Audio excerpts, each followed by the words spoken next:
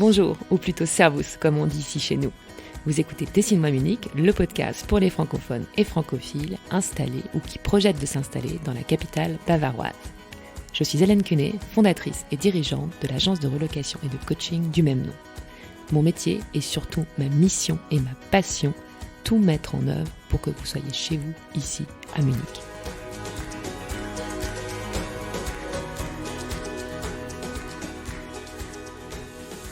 Aujourd'hui, je suis particulièrement heureuse de vous présenter ma nouvelle invitée, Marie Bockstaller, la fondatrice de Modern Bakery. Pourquoi cet enthousiasme ? Cette rencontre a été à l'origine d'un véritable coup de foudre, tant pour la personne que pour son projet. Pourtant, il y a 2 mois encore, nous ne nous connaissions pas et nos chemins n'auraient très bien pu jamais se croiser. J'ai découvert Marie et son parcours hors norme en parcourant la liste des speakers d'un salon professionnel et je l'ai tout de suite contactée pour lui proposer de faire un épisode de podcast. Il se trouve que Marie est également fan de podcasts, un de nos nombreux points en commun. C'est cet échange et donc notre première rencontre que vous allez écouter aujourd'hui. Pourquoi ai-je attendu 2 mois pour la publier ? Car Marie est intervenue il y a quelques jours dans le cadre d'une soirée organisée par La Ruche, l'association des femmes francophones à Munich dont je vous ai déjà parlé. Une jolie introduction. Maintenant, pour celles qui étaient présentes mardi dernier, vous avez la version longue et pour ceux et celles qui n'ont pas eu la chance d'y participer, vous allez pouvoir découvrir le parcours de Marie et comment elle est passée des neurosciences à la pâtisserie. Il y a 2 versions, une version montée et donc plus courte et derrière la porte du 6 décembre cachée, la version uncut.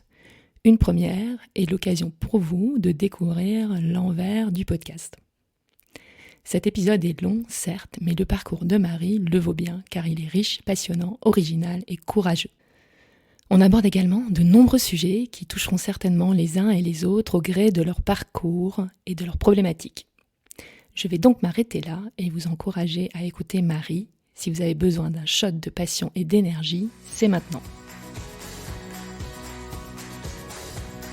Bonjour Marie. Bonjour. Je suis super contente que tu sois là. Très contente de faire ta connaissance. On a plein de points en commun en plus. Je t'ai présenté rapidement dans l'intro. On va parler bien naturellement beaucoup de ta boîte, Modern Bakery, de pâtisserie. Mais avant tout, j'aimerais bien qu'on commence aux origines, comme d'habitude. Donc j'ai vu sur ton profil LinkedIn que tu avais fait des études à Strasbourg et ma première question c'est d'où tu viens, où es-tu née, est-ce que tu as la double nationalité, est-ce que tu es française, voilà, donc je te laisse nous raconter les débuts. Ça marche. Donc moi c'est Marie. En fait je suis alsacienne pure souche. Je viens de Mulhouse, donc dans le Haut-Rhin, et j'ai passé toute mon enfance là-bas. J'ai fait Abibac, du coup j'ai passé le bac français et le bac allemand en même temps. C'est un peu l'avantage d'être en Alsace, on a l'opportunité d'apprendre l'allemand assez tôt. Et du coup, après une petite parenthèse à Clermont-Ferrand pour apprendre l'allemand, je suis revenue... Apprendre l'allemand à Clermont-Ferrand ? Oui. Tu peux nous expliquer ? Oui, donc en fait j'ai passé un bac S, et par contre c'était pas vraiment le meilleur... Enfin j'étais pas du tout sûre de ce que je voulais faire. Tout ce qui était sûr, c'est que j'avais vraiment une grande passion pour l'allemand, pour la littérature allemande, et que du coup, je me suis dit, OK, des études franco-allemandes, ce serait peut-être la bonne chose à faire. Et il y avait ce parcours-là à Clermont-Ferrand. Et excuse-moi, je t'interromps. Donc, ouais. Tu dis que tu passes un bac S, mais ouais. parce que j'imagine comme moi, parce qu'on dit si t'es bonne partout, même si t'aimes bien la littérature, fais un bac S, tu pourras faire la littérature après. C'est exactement ça. Vraiment, t'as tout compris. Un autre point commun. C'était exactement ça. J'étais très très bonne à l'école et du coup, t'as pas vraiment le choix. Enfin, c'est vraiment... j'ai jamais eu l'impression de pouvoir choisir autre chose. Et du coup, j'ai passé ce bac S, et puis là-bas, tout le monde me voyait plutôt en prépa et tout. Mais finalement, là, c'est le moment où j'ai dit non, pas pour moi. Et j'ai vraiment eu besoin aussi de cette distance géographique. Et c'est pour ça que je suis partie à Clermont-Ferrand. D'accord. Parce que c'est vrai qu'en fait, quand on réfléchit un peu, apprendre l'allemand à Clermont-Ferrand, c'est peut-être pas la meilleure idée. Non, c'était pas la meilleure idée. Du coup, C'était quoi ? C'était une fac d'allemand ? C'était une école ? C'était des études franco-allemandes, plus pour faire de l'éco, d'être plutôt genre dans des instituts français, ce genre de choses. Okay. Et t'avais aussi l'option que je trouvais assez intéressant de déjà partir à Aachen pendant 1 an. Et ensuite, dans le master, on aurait pu rajouter l'espagnol, de partir à Barcelone. Enfin, vraiment je trouvais à Clermont-Ferrand, tu vois, j'avais jamais entendu parler. Voilà, et c'était vraiment la douche froide quand je suis arrivée. Déjà, cette ville ne m'a pas vraiment... c'est pas la plus chaleureuse. Hein. Disons que déjà, il fait pas très beau. En plus, en fait, tout a été construit avec de la roche volcanique. La pierre noire, et du coup, c'est vraiment très gris. Et même si vraiment cette distance m'a fait beaucoup de bien, les études, je me suis rendu compte, par contre, l'idée était vraiment stupide. D'apprendre l'allemand à Clermont-Ferrand, ça ne fonctionne pas. Parce que la qualité des cours était pas bonne. C'est ça. C'est ça. La qualité... on était très peu, je crois qu'on était 8. Et le niveau était vraiment très bas. Et du coup, je me suis vraiment ennuyée. Et du coup, j'ai eu beaucoup de temps. Ouais, parce que toi, tu étais complètement bilingue déjà à ce moment-là. Ça, je peux pas le dire, non. Parce qu'en fait, même si tu fais la BIBAC, que tu as vraiment beaucoup plus d'allemand que les autres, ça reste le système français. Donc, finalement, tu es là, tu apprends, mais en fait, tu comprends tout.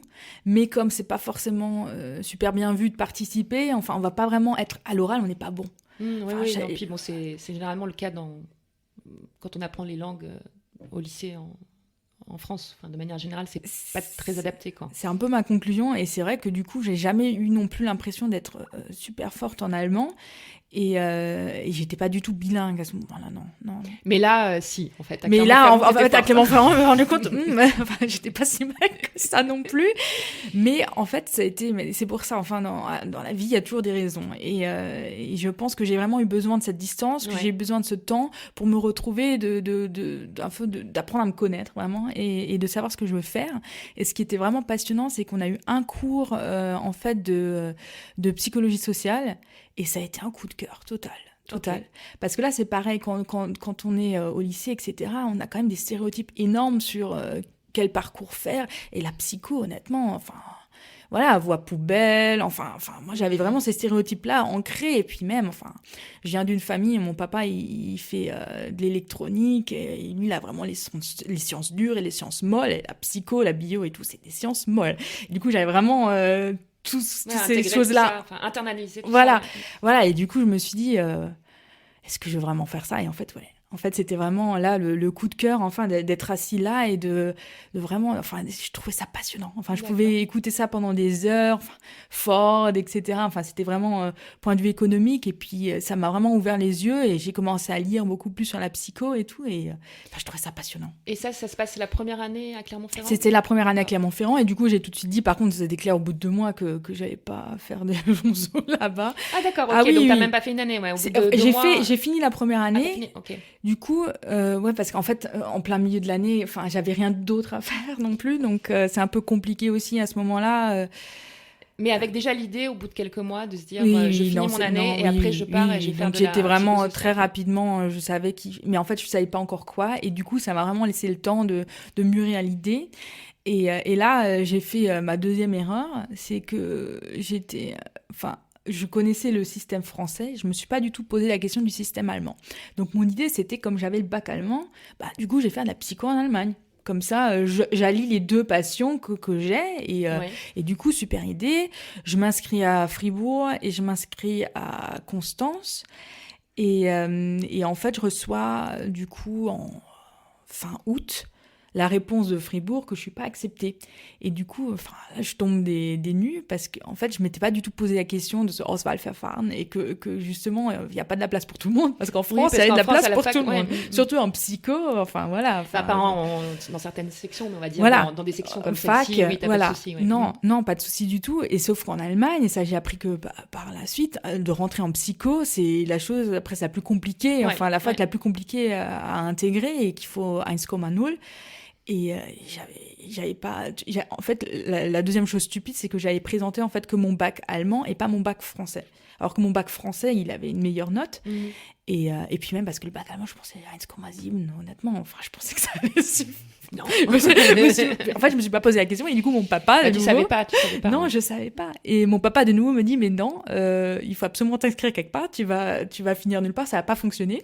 Du coup, je vais à Strasbourg, je m'inscris à Strasbourg, et le lendemain, je reçois la réponse positive de Constance. Mais c'était une très bonne chose, parce que du coup, je me suis dit, non, en fait, je voulais pas être à Strasbourg. Je voulais vraiment partir. Je voulais être dans un milieu germanophone et tout. Et j'avais déjà à l'époque cet amour invétéré pour Vienne. Vraiment, ça a toujours été cette ville a été un coup de cœur. Je l'ai visité, on était en échange quand j'étais au lycée. Et puis même, enfin, c'est cette culture là-bas, enfin vraiment. Et du coup, je me suis dit, je vais faire Erasmus. Et c'était une super idée parce qu'en fait, en deuxième année, il n'y a personne qui veut faire Erasmus. Donc, excuse-moi, donc tu vas quand même à Strasbourg, à l'université de Strasbourg en psycho. C'est ça, ouais. Et avec l'idée d'aller direct. en Erasmus. Mais en fait, la première semaine, j'ai fait une la demande. Semaine, non, je suis pas partie, mais en fait, les process pour faire cette demande, ça dure un moment. D'accord. Du coup, directement, la première semaine de cours, je vais au bureau Erasmus. J'ai dit, écoutez, je vais faire un échange en deuxième année. Et du coup, ils m'ont dit, ouais, en deuxième année, ça va être cool parce qu'en fait, il y a personne qui veut partir en deuxième année. Et tout le monde part en troisième année. Et du coup, c'était simple. Et vraiment, et du coup, c'est ça, c'est vraiment ce parcours-là, toutes ces années-là, de devoir rentrer à Strasbourg. En fait, pour moi, c'était finalement les bonnes décisions parce que ça m'a donné l'opportunité de partir à Vienne. Vraiment. Et donc là, l'échange dure 1 an Erasmus. Un an. J'ai fait 1 an d'Erasmus en deuxième année et ça a été absolument génial. Parce que là, tu te rends aussi vraiment compte des stéréotypes énormes sur la psycho en France par rapport à d'autres pays. Parce que donc, Vienne, c'est la ville de Freud. Du coup, je m'attendais à être beaucoup plus confrontée à la psychanalyse que je l'étais à Strasbourg. Alors que pas du tout. À Strasbourg, on avait vraiment tout dans un même panier. C'est-à-dire qu'on avait des cours de neuropsycho, de psychosocial, de psychanalyse. Enfin, il y avait vraiment tout, statistiques et tout. Alors qu'à Vienne, je pense que c'est aussi le système scolaire, c'est un peu comme en Allemagne où en fait les enfants déjà plus tôt doivent faire des choix sur les matières, etc. Et même à la fac à Vienne, c'est aussi comme ça. Et la psychanalyse, pour eux, ce n'est pas de la psycho. C'est-à-dire que c'est pas du tout le même parcours. Donc, j'ai pas du tout été confrontée à ce genre de ça, mais plus vraiment à la neuropsycho, enfin des choses un peu pour moi plus scientifiques. Et c'est un peu là où j'avais plus de sensibilité parce que pour moi la grosse question c'était comment fonctionne le cerveau. C'était vraiment pourquoi on se comporte comme on se comporte, pourquoi on a ces émotions, enfin c'est quoi tout ce qu'il y a là derrière. Et d'être dans un système plus comme en Autriche où on a beaucoup plus de responsabilités en tant qu'étudiant dans le choix des matières et aussi beaucoup plus participatif. Enfin, on a beaucoup de dossiers à faire, de recherche, d'enquête, de choses comme ça. Donc j'ai énormément bossé et j'ai vraiment eu beaucoup de plaisir aussi parce que tu as vraiment le côté Erasmus. Enfin, vraiment, s'il y a une chose que je peux conseiller, c'est de faire Erasmus. C'était vraiment la meilleure année de ma vie. Hein. Vraiment absolument exceptionnelle. Parce que pour le fait d'être avec beaucoup de personnes de différentes nationalités, le brassage des cultures, d'aller ailleurs. C'est vraiment ça, c'est qu'on rencontre énormément de gens, tous de cultures différentes, et tous avec cette passion, cette envie, et aussi, enfin, on a eu tellement de plaisir ensemble, on sort tout le temps, et quand même, enfin, je sais... C'est vraiment une parenthèse dans la vie et c'est quelque chose qu'on peut vivre qu'une fois, je pense, avec cette intensité-là, en fait. Oui, ça me fait penser au film L'Auberge espagnole. Oui, oui, non, mais c'était vraiment ça. Hein. Donc, mais au bout d'1 an, oui, que se passe-t-il ? Tu rentres à Strasbourg, Alors, je rentre à Strasbourg et là... C'était compliqué le retour, parce qu'en plus, j'avais rencontré mon ex-copain qui était aussi Erasmus, mais allemand, à Vienne. Donc en fait, j'étais beaucoup dans un cercle à Vienne, en fait, avec beaucoup d'Allemands qui font Erasmus à Vienne, me demandent pas pourquoi. Oui, mais bon, c'était quand même ton objectif. T'as dit, c'était mais du coup, la psychologie et l'Allemagne. Donc voilà, c'était focus. Mais du coup, c'était bien parce qu'en fait, il y avait quand même beaucoup d'Erasmus français, mais j'ai vraiment été très conséquente dans le fait que non, je ne veux pas être avec des Français, je veux être avec des Autrichiens, je veux être avec des Allemands. Et du coup, mon cercle, mon réseau là-bas était complètement que allemand. Et du coup, mon ex venait de Munich et donc on a eu cette relation à distance pendant quelques mois. Et du coup, j'étais à Strasbourg, mais j'étais pas à Strasbourg. Enfin, j'étais vraiment, dans ma tête, j'étais déjà partie et j'ai juste fini donc la licence. Et dans le master, je me suis tout de suite dit, OK, il me faut quelque chose où je peux repartir. Et du coup, j'ai décidé de faire un master trinational en neurosciences. Donc, en fait, là, je sors de la psycho. Oui, parce que j'allais dire, après, Ouais. là, c'est quand même quelque chose d'un peu différent. Ouais, parce qu'en fait, le souci avec la psycho à ce moment-là, c'est que j'ai aussi eu la douche froide. C'est que donc j'étais passionnée par tout ce qui était neuropsychologie. On avait une professeure, Madame Manning, qui était absolument exceptionnelle et une grande chercheuse. Et donc je lui pose la question dans le dernier cours. Donc voilà, on fait un diagnostic. Donc c'est plus pour des patients qui ont des accidents, qui ont du coup des lésions cérébrales, ce genre de choses, et qui du coup développent des perturbations du langage, par exemple. Et donc je lui demande, OK, donc on fait ce diagnostic et ensuite elle me dit, ensuite rien. Parce qu'en fait, on n'a pas du tout les connaissances sur le cerveau qui nous permettraient de vraiment d'élaborer des thérapies, ce genre de choses. Donc, à l'heure actuelle, j'espère que maintenant ça a un peu changé, mais à l'époque, c'était vraiment que, voilà, on fait le diagnostic et la personne, on peut juste peut-être un peu l'accompagner, mais on peut rien faire pour elle. Et moi, non. Alors ça, c'était non. Je ne peux pas. Tu voulais pas servir à rien. Non, voilà. Non, c'est ça. Et c'est vrai que on peut penser que psycho, moi j'ai jamais pensé psychothérapie. Enfin, j'ai jamais pensé que j'allais être là et que j'aurais mon patient. Non, enfin ça j'ai jamais vu. C'était juste que j'avais une passion pour le thème, j'avais une passion pour cette connaissance. Et du coup, je me dis du coup, je vais faire de la recherche. Enfin, je voyais pas d'autres conclusions. Oui, mais là, la neuroscience, après, on comprend la voilà, démarche, c'est ça. C'est le donc, mécanisme. Voilà, c'était. OK, je vais dans la recherche, parce que comme la recherche n'est pas encore assez élaborée pour qu'on puisse vraiment améliorer les choses, du coup, je vais faire ça. Ça a plus de sens. Et du coup, je me retrouve dans ce master trinational entre Bâle, Fribourg et Strasbourg. Et purement neurosciences, avec aussi complètement international, c'est-à-dire qu'il y avait des gens du Venezuela qui étaient là, de Turquie, enfin de partout. D'accord. Et du coup, c'est pareil, on a à nouveau ce petit côté Erasmus que je trouvais passionnant, d'être mélangé à d'autres cultures. Et du coup, je fais ce master, mais je dois dire que vraiment à partir de ce moment-là...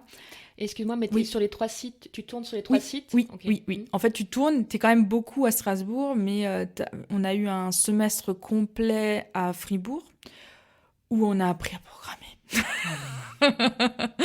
Et ensuite, on avait en fait une fois par semaine un cours à Bâle.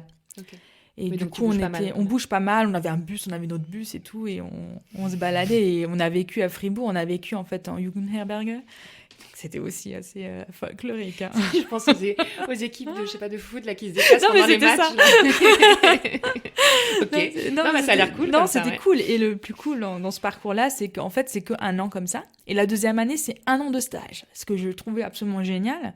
Parce que normalement, t'as pas l'opportunité d'être vraiment dans le jus.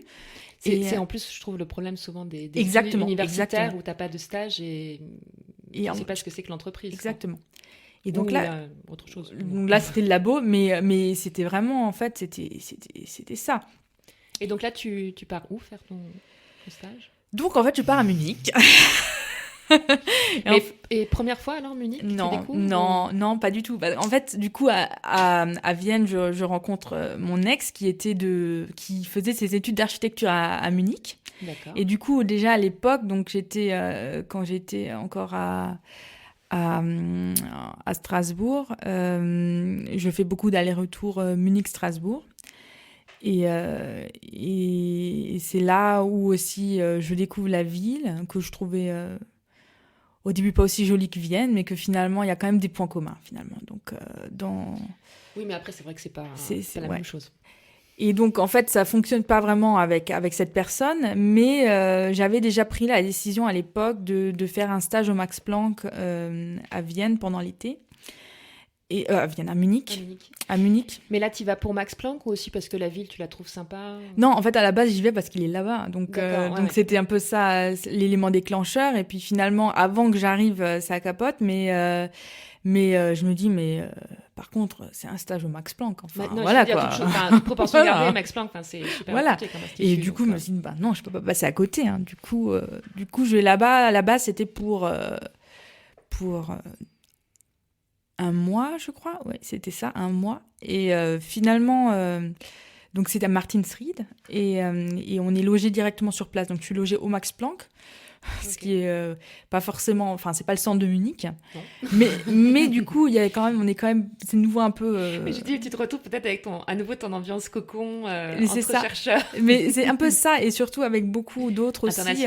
Internationaux. Il y avait une fille en particulier, Chinette, qui venait d'Irlande, et avec elle, ça a aussi tout de suite bien fonctionné. Du coup, on sortait beaucoup, on profitait vraiment de l'été à Munich, qui est quand même une période absolument géniale. Et du coup, on sort beaucoup à Tollwood et tout. Et c'est à Tollwood que je rencontre mon mari, en fait, actuel. Et donc, c'est ça qui fait aussi que je décide de rester à Munich, et qui fait que j'ai fait aussi mon long stage d'1 an à Munich, en fait. Et petite question privée, c'est lui qui fait le premier pas ou c'est toi? Alors, c'est grosse question. Parce que, écoute, j'ai parlé avec plein de gens, je pose la question à chaque fois, et quand on arrive ici en tant que femme, on se dit « Ah, c'est super, je suis pas embêtée », mais après, au bout d'un moment, quand on est célibataire, on se rend compte que les Allemands, normalement, ils draguent pas, ou ils viennent difficilement, tu vois, vers... C'est super compliqué.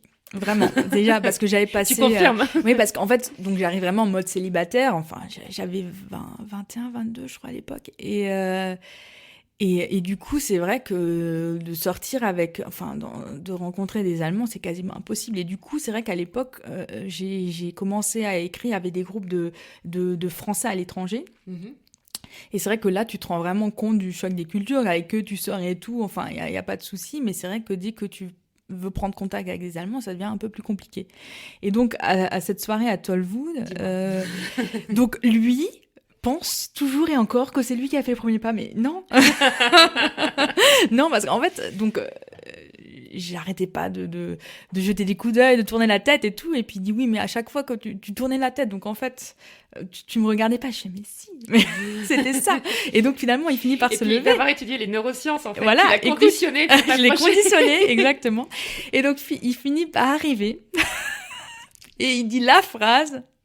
Donc j'étais assise là avec une Allemande et donc une Irlandaise, et puis c'est vrai que même au style vestimentaire, etc., on était des filles très différentes. Et puis il dit oui, il fallait que je vienne parce qu'il fallait... Je me demandais quand même comment 3 filles aussi différentes peuvent être assises ici. L'Allemande le regarde comme ça, il fait mais pars. Il fait non, reste. Et finalement il s'est assis, et puis finalement là ça fait 8 ans, voilà. Ok, super. Et donc lui est allemand munichois pur souche? Non, il n'est pas munichois, il vient du côté de Francfort. Ok. Il a fait ses études à Ulm, mais finalement, et directement après ses études, a eu son premier emploi à Munich, et c'est toujours cet emploi-là. C'est peut-être pour ça qu'il est un petit peu plus ouvert qu'un pur Bavarois. Oui, mais c'est quand même pas en disant ça. Mais ouais, bon, c'est vrai que c'est vrai que c'est compliqué, et il y a quand même, non, mais niveau drague, c'est complètement un autre monde. Non, puis en plus, j'imagine qu'à ce moment-là, pour le coup, là, tu parles très très bien allemand, donc il n'y a pas non plus la barrière de la langue une fois que tu es à Munich. Non, il pensait que j'étais italienne. Donc non, effectivement, là, à ce moment-là, ça allait quand même mieux, parce que ça faisait quand même... J'avais eu 1 an à Vienne, et puis comme dit, mon ex était aussi allemand. Voilà, donc je baignais quand même dans la langue déjà depuis plusieurs années. Mais c'est vrai que ça s'est vraiment, vraiment amélioré une fois que j'ai commencé à vivre ici. Ça, c'est clair. Et alors, tu es à Max Planck. J'ai vu aussi sur ton profil LinkedIn que tu fais la LMU à un moment donné. C'est ça. Comment ça se passe? C'est ça. Ouais. Donc, en fait, là, je finis mon master, qui était donc Max Planck, et j'étais au Zentrum für Neuropathologie und Prionsforschung. Ça, c'était déjà la LMU. Donc, ça, c'est ma 2e année de master. Et donc, c'était de la recherche au niveau, en fait, d'une tumeur cérébrale, mais au niveau d'un modèle chez la souris. Et ensuite, par contre, c'est vrai que je me suis dit, OK, modèle souris, j'ai vraiment eu du mal, c'était pas trop mon truc. Et du coup, je suis retournée un peu au modèle où j'étais déjà au Max Planck, la mouche, donc la drosophile. Et donc, tu expérimentes directement sur les animaux? Oui. Ou oui, okay. Oui, en fait, t'explores les réseaux cérébraux, etc. Donc là, à la base, sur la souris, c'était vraiment une tumeur. Donc en fait, les souris avaient des tumeurs, et t'essayais en fait de développer des traitements. Donc elles recevaient des traitements, et ensuite tu regardais en fait si les cellules tumorales, au niveau de l'architecture, etc., elles sont différentes. Et donc, tu pouvais compter. En fait, je comptais des cellules beaucoup. Enfin, je regardais... oui. J'aime bien quand tu dis ça. Non, mais c'était pas... Non, mais ça doit être passionnant quand même. Non. Non, mais en fait, c'est vrai que c'est en fait à partir du moment où je prends la décision de partir dans la recherche, comme dit, c'était une décision que j'ai prise parce que j'avais l'impression de pas avoir le choix déjà à la base. Enfin, en fait, c'était déjà toutes ces années-là, le fait de faire S, etc., de me retrouver là, c'était un peu j'avais l'impression d'avoir ce devoir social, d'avoir enfin qu'on attendait ça de moi. Et je pense qu'on est conditionné en fait quelque part par son éducation et par ses parents. C'est ça, ouais. Le problème, je pense qu'avant, tu vois, il y avait des filières qui étaient reines et de faire ce type... Enfin, c'était la voie pour y arriver. Et qu'en fait, maintenant, le monde, il a changé. Mais le problème, je pense que les gens, la génération d'avant, ils s'en rendent pas compte. Et maintenant, tu n'es plus obligé, forcément, d'avoir le parcours tout tracé. Parce que déjà, de plus en plus de gens, ils se mettent à travailler à leur compte. Donc, à partir du moment où tu as une idée, tu es passionné, ça peut fonctionner. Et il y a plus juste une seule voie pour y arriver. Donc, mais je pense que... Enfin, on va y venir, parce que de toute façon, tu arrives à passer au-dessus de ça, parce qu'on va arriver aux Madeleines quand même, à un moment donné. Enfin, tu as réussi justement quand même à opérer ce changement, puis à te détacher justement de... Je parle de conditionnement, c'est un peu fort comme terme, mais ça va me revenir, je vais retrouver un autre mot meilleur. Excuse-moi, donc on reprend. Donc, Max Planck, on retourne aux mouches.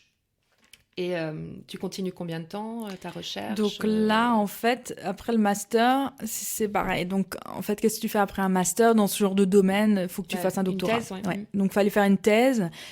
Et là, c'est pareil. Enfin, je suis arrivée là-bas parce que je pensais que c'était la suite logique, etc. Et... mais dès le départ, c'est pas... Enfin, je suis pas passionnée, quoi, par le truc. Mais ça fonctionne bien. Enfin, je reçois... un stipendium de Boehringer Ingelheim, qui est quand même quelque chose qu'on ne reçoit pas comme ça. Enfin, il y a peut-être 5 par an qui reçoivent cette bourse. Et du coup, c'est vrai que tu as de nouveau, tu vois, ce truc extérieur qui te montre ce chemin-là, et tu te dis, ok, ben j'y vais. C'est peut-être une sorte comme tu dis, de pression sociale. Et c'est vrai que tu vois, t'as ta bourse. Mais c'est ça, et que reconnu. Je dois dire que je suis quand même très sensible à ce genre de choses, c'est-à-dire que j'aime ce sentiment-là aussi, et que c'est vrai que c'est un peu ma drogue, et que... De reconnaissance, tu veux dire. Ouais, exactement, et aussi, oui, voilà, de manière extérieure, c'est sûr que sur un papier, ça fait bien quand même, hein, Bien sûr. Et que je suis là-dedans, et que du coup... C'est le syndrome de la bonne élève. Ouais, mais c'était ça. Mais en fait, ça a été vraiment une longue histoire, ce syndrome-là. Et en fait, ce qui s'est passé, c'est que j'ai eu une chef avec qui ça s'est très, très mal passé. Et qui était en fait la femme du professeur. Et c'était vraiment un monde...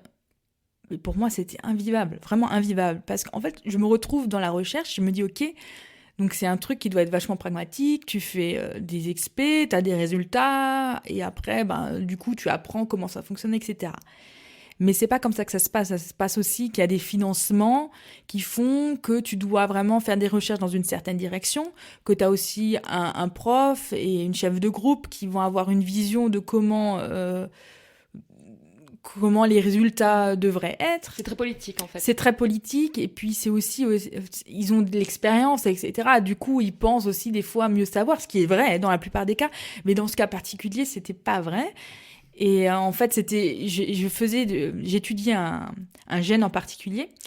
Et en fait, comme j'étais dans un labo de mémoire, l'idée, c'était que ce gène devait avoir un rôle pour la mémoire. Il s'avère que non. Enfin, il s'avère que j'ai jamais pu montrer ça. Et que j'ai été absolument persuadée que ce gène avait un rôle plus alimentaire, plus sur la perception de la faim. Parce qu'en fait, sur la littérature, il y avait beaucoup d'éléments qui me faisaient penser ça, et qu'il y avait un lien entre ce côté alimentaire, et en fait, c'est un gène qui est particulièrement exprimé chez les femelles, et qui a vraiment un lien aussi avec la gestation. D'accord. Et donc ça, j'ai pu le montrer, mais apparemment...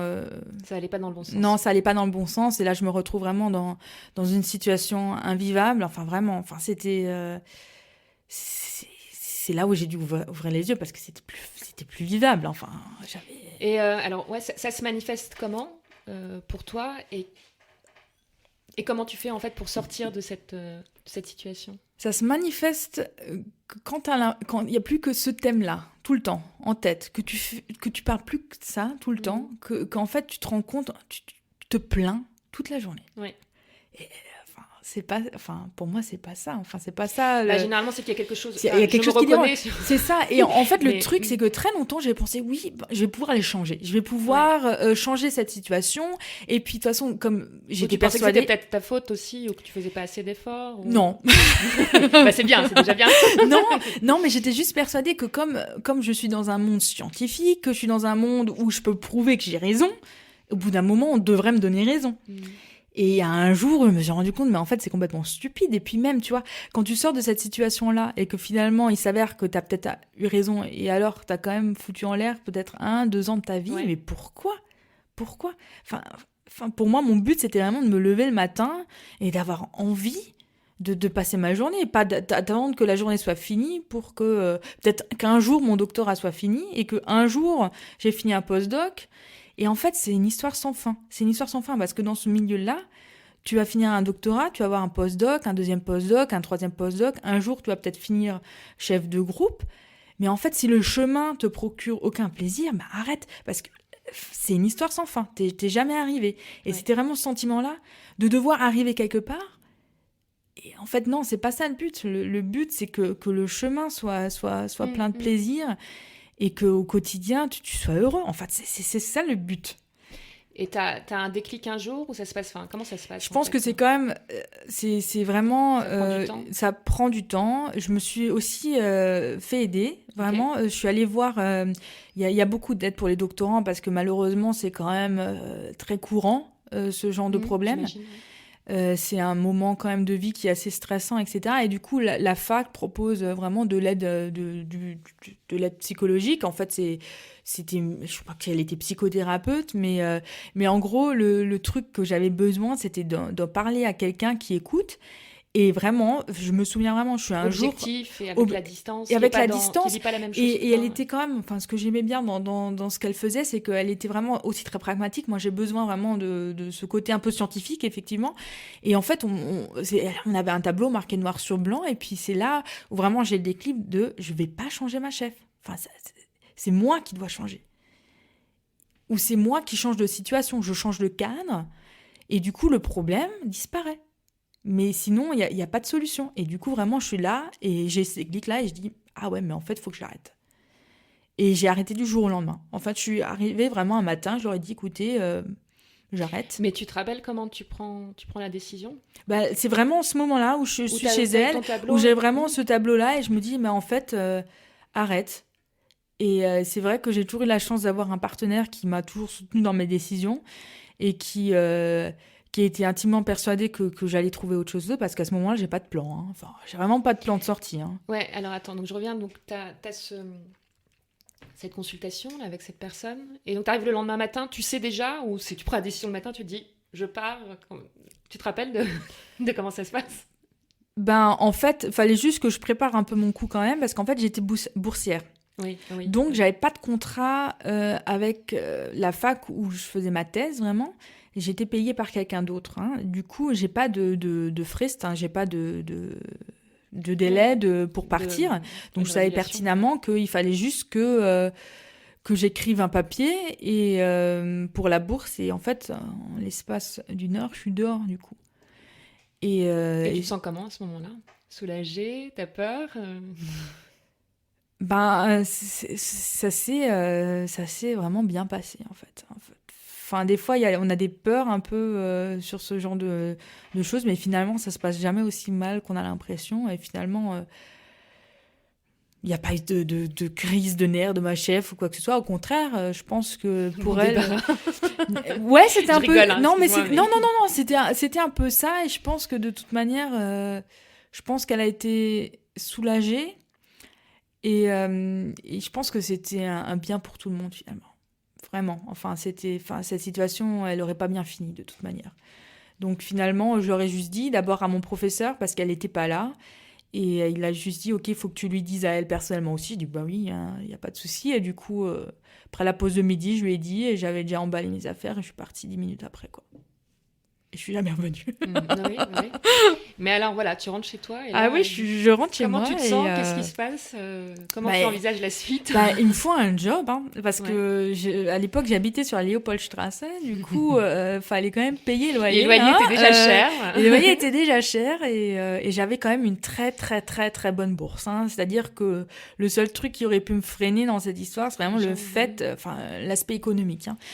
Et il s'avère que j'ai eu beaucoup de chance. J'avais à l'époque un magasin près de chez moi qui s'appelait Coros, qui est en fait un magasin d'alimentation, mais un peu différent. C'est-à-dire que tu achètes par recette et pas, t'achètes pas une pomme comme ça, t'achètes une recette où il y a une pomme, où t'as ton riz, etc. Et tout est portionné exactement dans la mesure que t'as besoin pour cuisiner cette recette. Encore oui.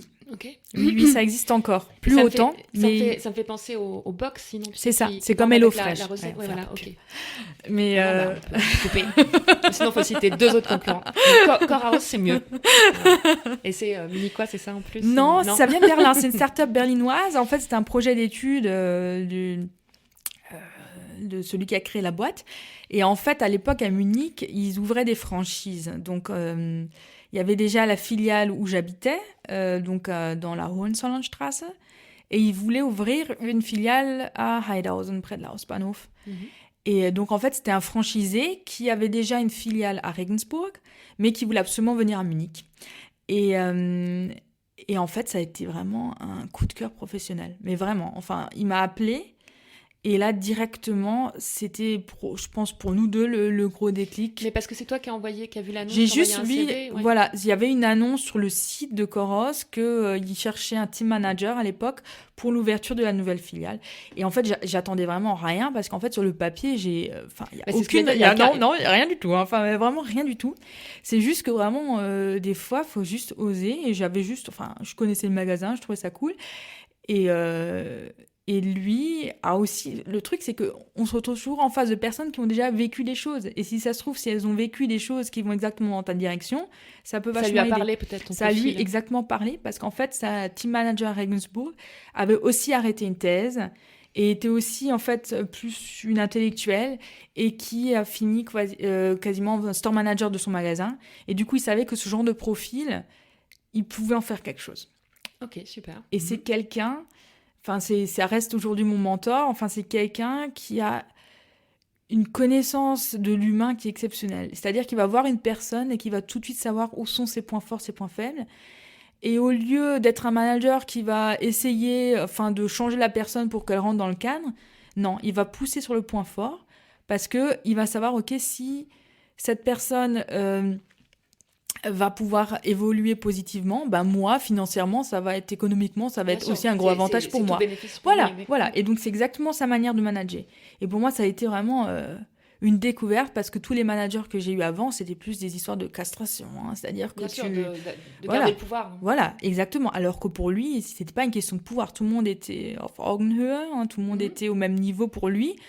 Et au contraire, on bosse ensemble. Et c'est dingue ce que tu peux faire quand une équipe travaille ensemble et a l'impression d'être tous, tu vois, sur un même projet. Et c'est comme ça que ça fonctionne. Donc là, tu fais l'ouverture du magasin. Je fais l'ouverture du magasin, ouais. Et en tant que store manager déjà ? Non, team manager. Team manager, oui. Mais ça n'a pas duré longtemps parce qu'en fait, lui, en ouvrant la filiale, il était lui-même store manager. Mais son but, ça n'a jamais été d'être gérant de magasin. Son but, c'était d'avoir plusieurs magasins et qu'un jour, ça roule et que voilà. Oui, de manager et puis que ça tourne. Voilà, que ça tourne, en gros. Boutique, ouais. Voilà, c'est ça. Et donc, très vite, il va me laisser de la place. Et l'espace de quelques mois, je vais devenir store manager. Et je vais avoir le droit vraiment de tester plein de choses, que ce soit du marketing, que ce soit au niveau du développement de l'équipe, les embauches, tout. Même le côté un peu plus économique, de mettre des stratégies en place pour un peu augmenter le chiffre d'affaires, ce genre de choses. Donc ça te plaît ? Ça me plaît énormément. Est-ce que c'est aussi à ce moment-là où tu as un coup de cœur pour la food, pour l'alimentation ? Ah oui, totalement. C'est vraiment... cette passion-là, j'ai toujours eu en moi, c'est juste que j'en ai jamais rien fait. Parce que je pensais toujours, ok, tout ce qui est cuisiné, pâtisserie, etc., c'est un hobby. On est français, quoi. Voilà, c'est ça. Bien aimer manger. Voilà, c'est ça. C'est une caractéristique. C'est ma culture, j'en ai besoin. Mais c'est vrai qu'en fait, je pense que la grosse révélation que j'ai à ce moment-là, c'est de me rendre compte qu'en fait, le truc pour changer les choses, c'est juste de rendre les gens heureux, tu vois. Et que je savais qu'avec la nourriture, qu'avec un bon gâteau, etc., je peux rendre les gens heureux. Et c'est dingue. J'avais l'impression de plus changer le monde en étant dans ce magasin à la caisse, à dire quelque chose de sympa, que d'être dans un laboratoire et faire de la recherche. Parce que cette personne-là, le truc, c'est quand quelqu'un te dit, oui, ben, franchement, vous avez illuminé ma journée, enfin, qu'est-ce que tu peux faire de mieux de ta journée, honnêtement. Et donc, c'est vraiment là le truc où je me dis, ouais, là, c'est exactement ce genre de choses qu'il me faut. C'est d'avoir mon business, c'est de vraiment gérer une équipe, d'avoir des clients et de les rendre heureux. Mais là, tu gérais déjà une équipe. Qu'est-ce qui fait que tu passes au niveau supérieur, je crée ma boîte pour être 100% responsable de ce qui se passe ou... C'est l'histoire d'avoir son bébé à soi, tu vois, d'avoir vraiment son projet à soi. Et à ce moment-là, même s'il me laisse toute la liberté que j'ai besoin, il l'a tout de suite dit, il l'a tout de suite vu lui aussi. C'est qu'à un moment donné, il va me falloir plus. C'est que vraiment, moi, j'ai toujours... Oui, et que j'ai vraiment besoin aussi de continuer à évoluer, à apprendre des choses. Et qu'au bout d'un moment, tu vois, une fois que le magasin tourne... Enfin, il y a plus d'étape supérieure une fois que tu es store manager. Enfin, voilà quoi. Enfin, c'est fini. Et donc ça, il faut combien de temps ? Tu restes combien de temps jusqu'à temps que le magasin tourne ? 1 an, 2 ans, 3 ans ? En fait, ce qui s'est passé, c'est que j'ai resté 3 ans. Après, il y a eu un changement de situation. C'est-à-dire que moi, j'étais enceinte et je passais mon CAP en même temps. Et du coup, pendant mon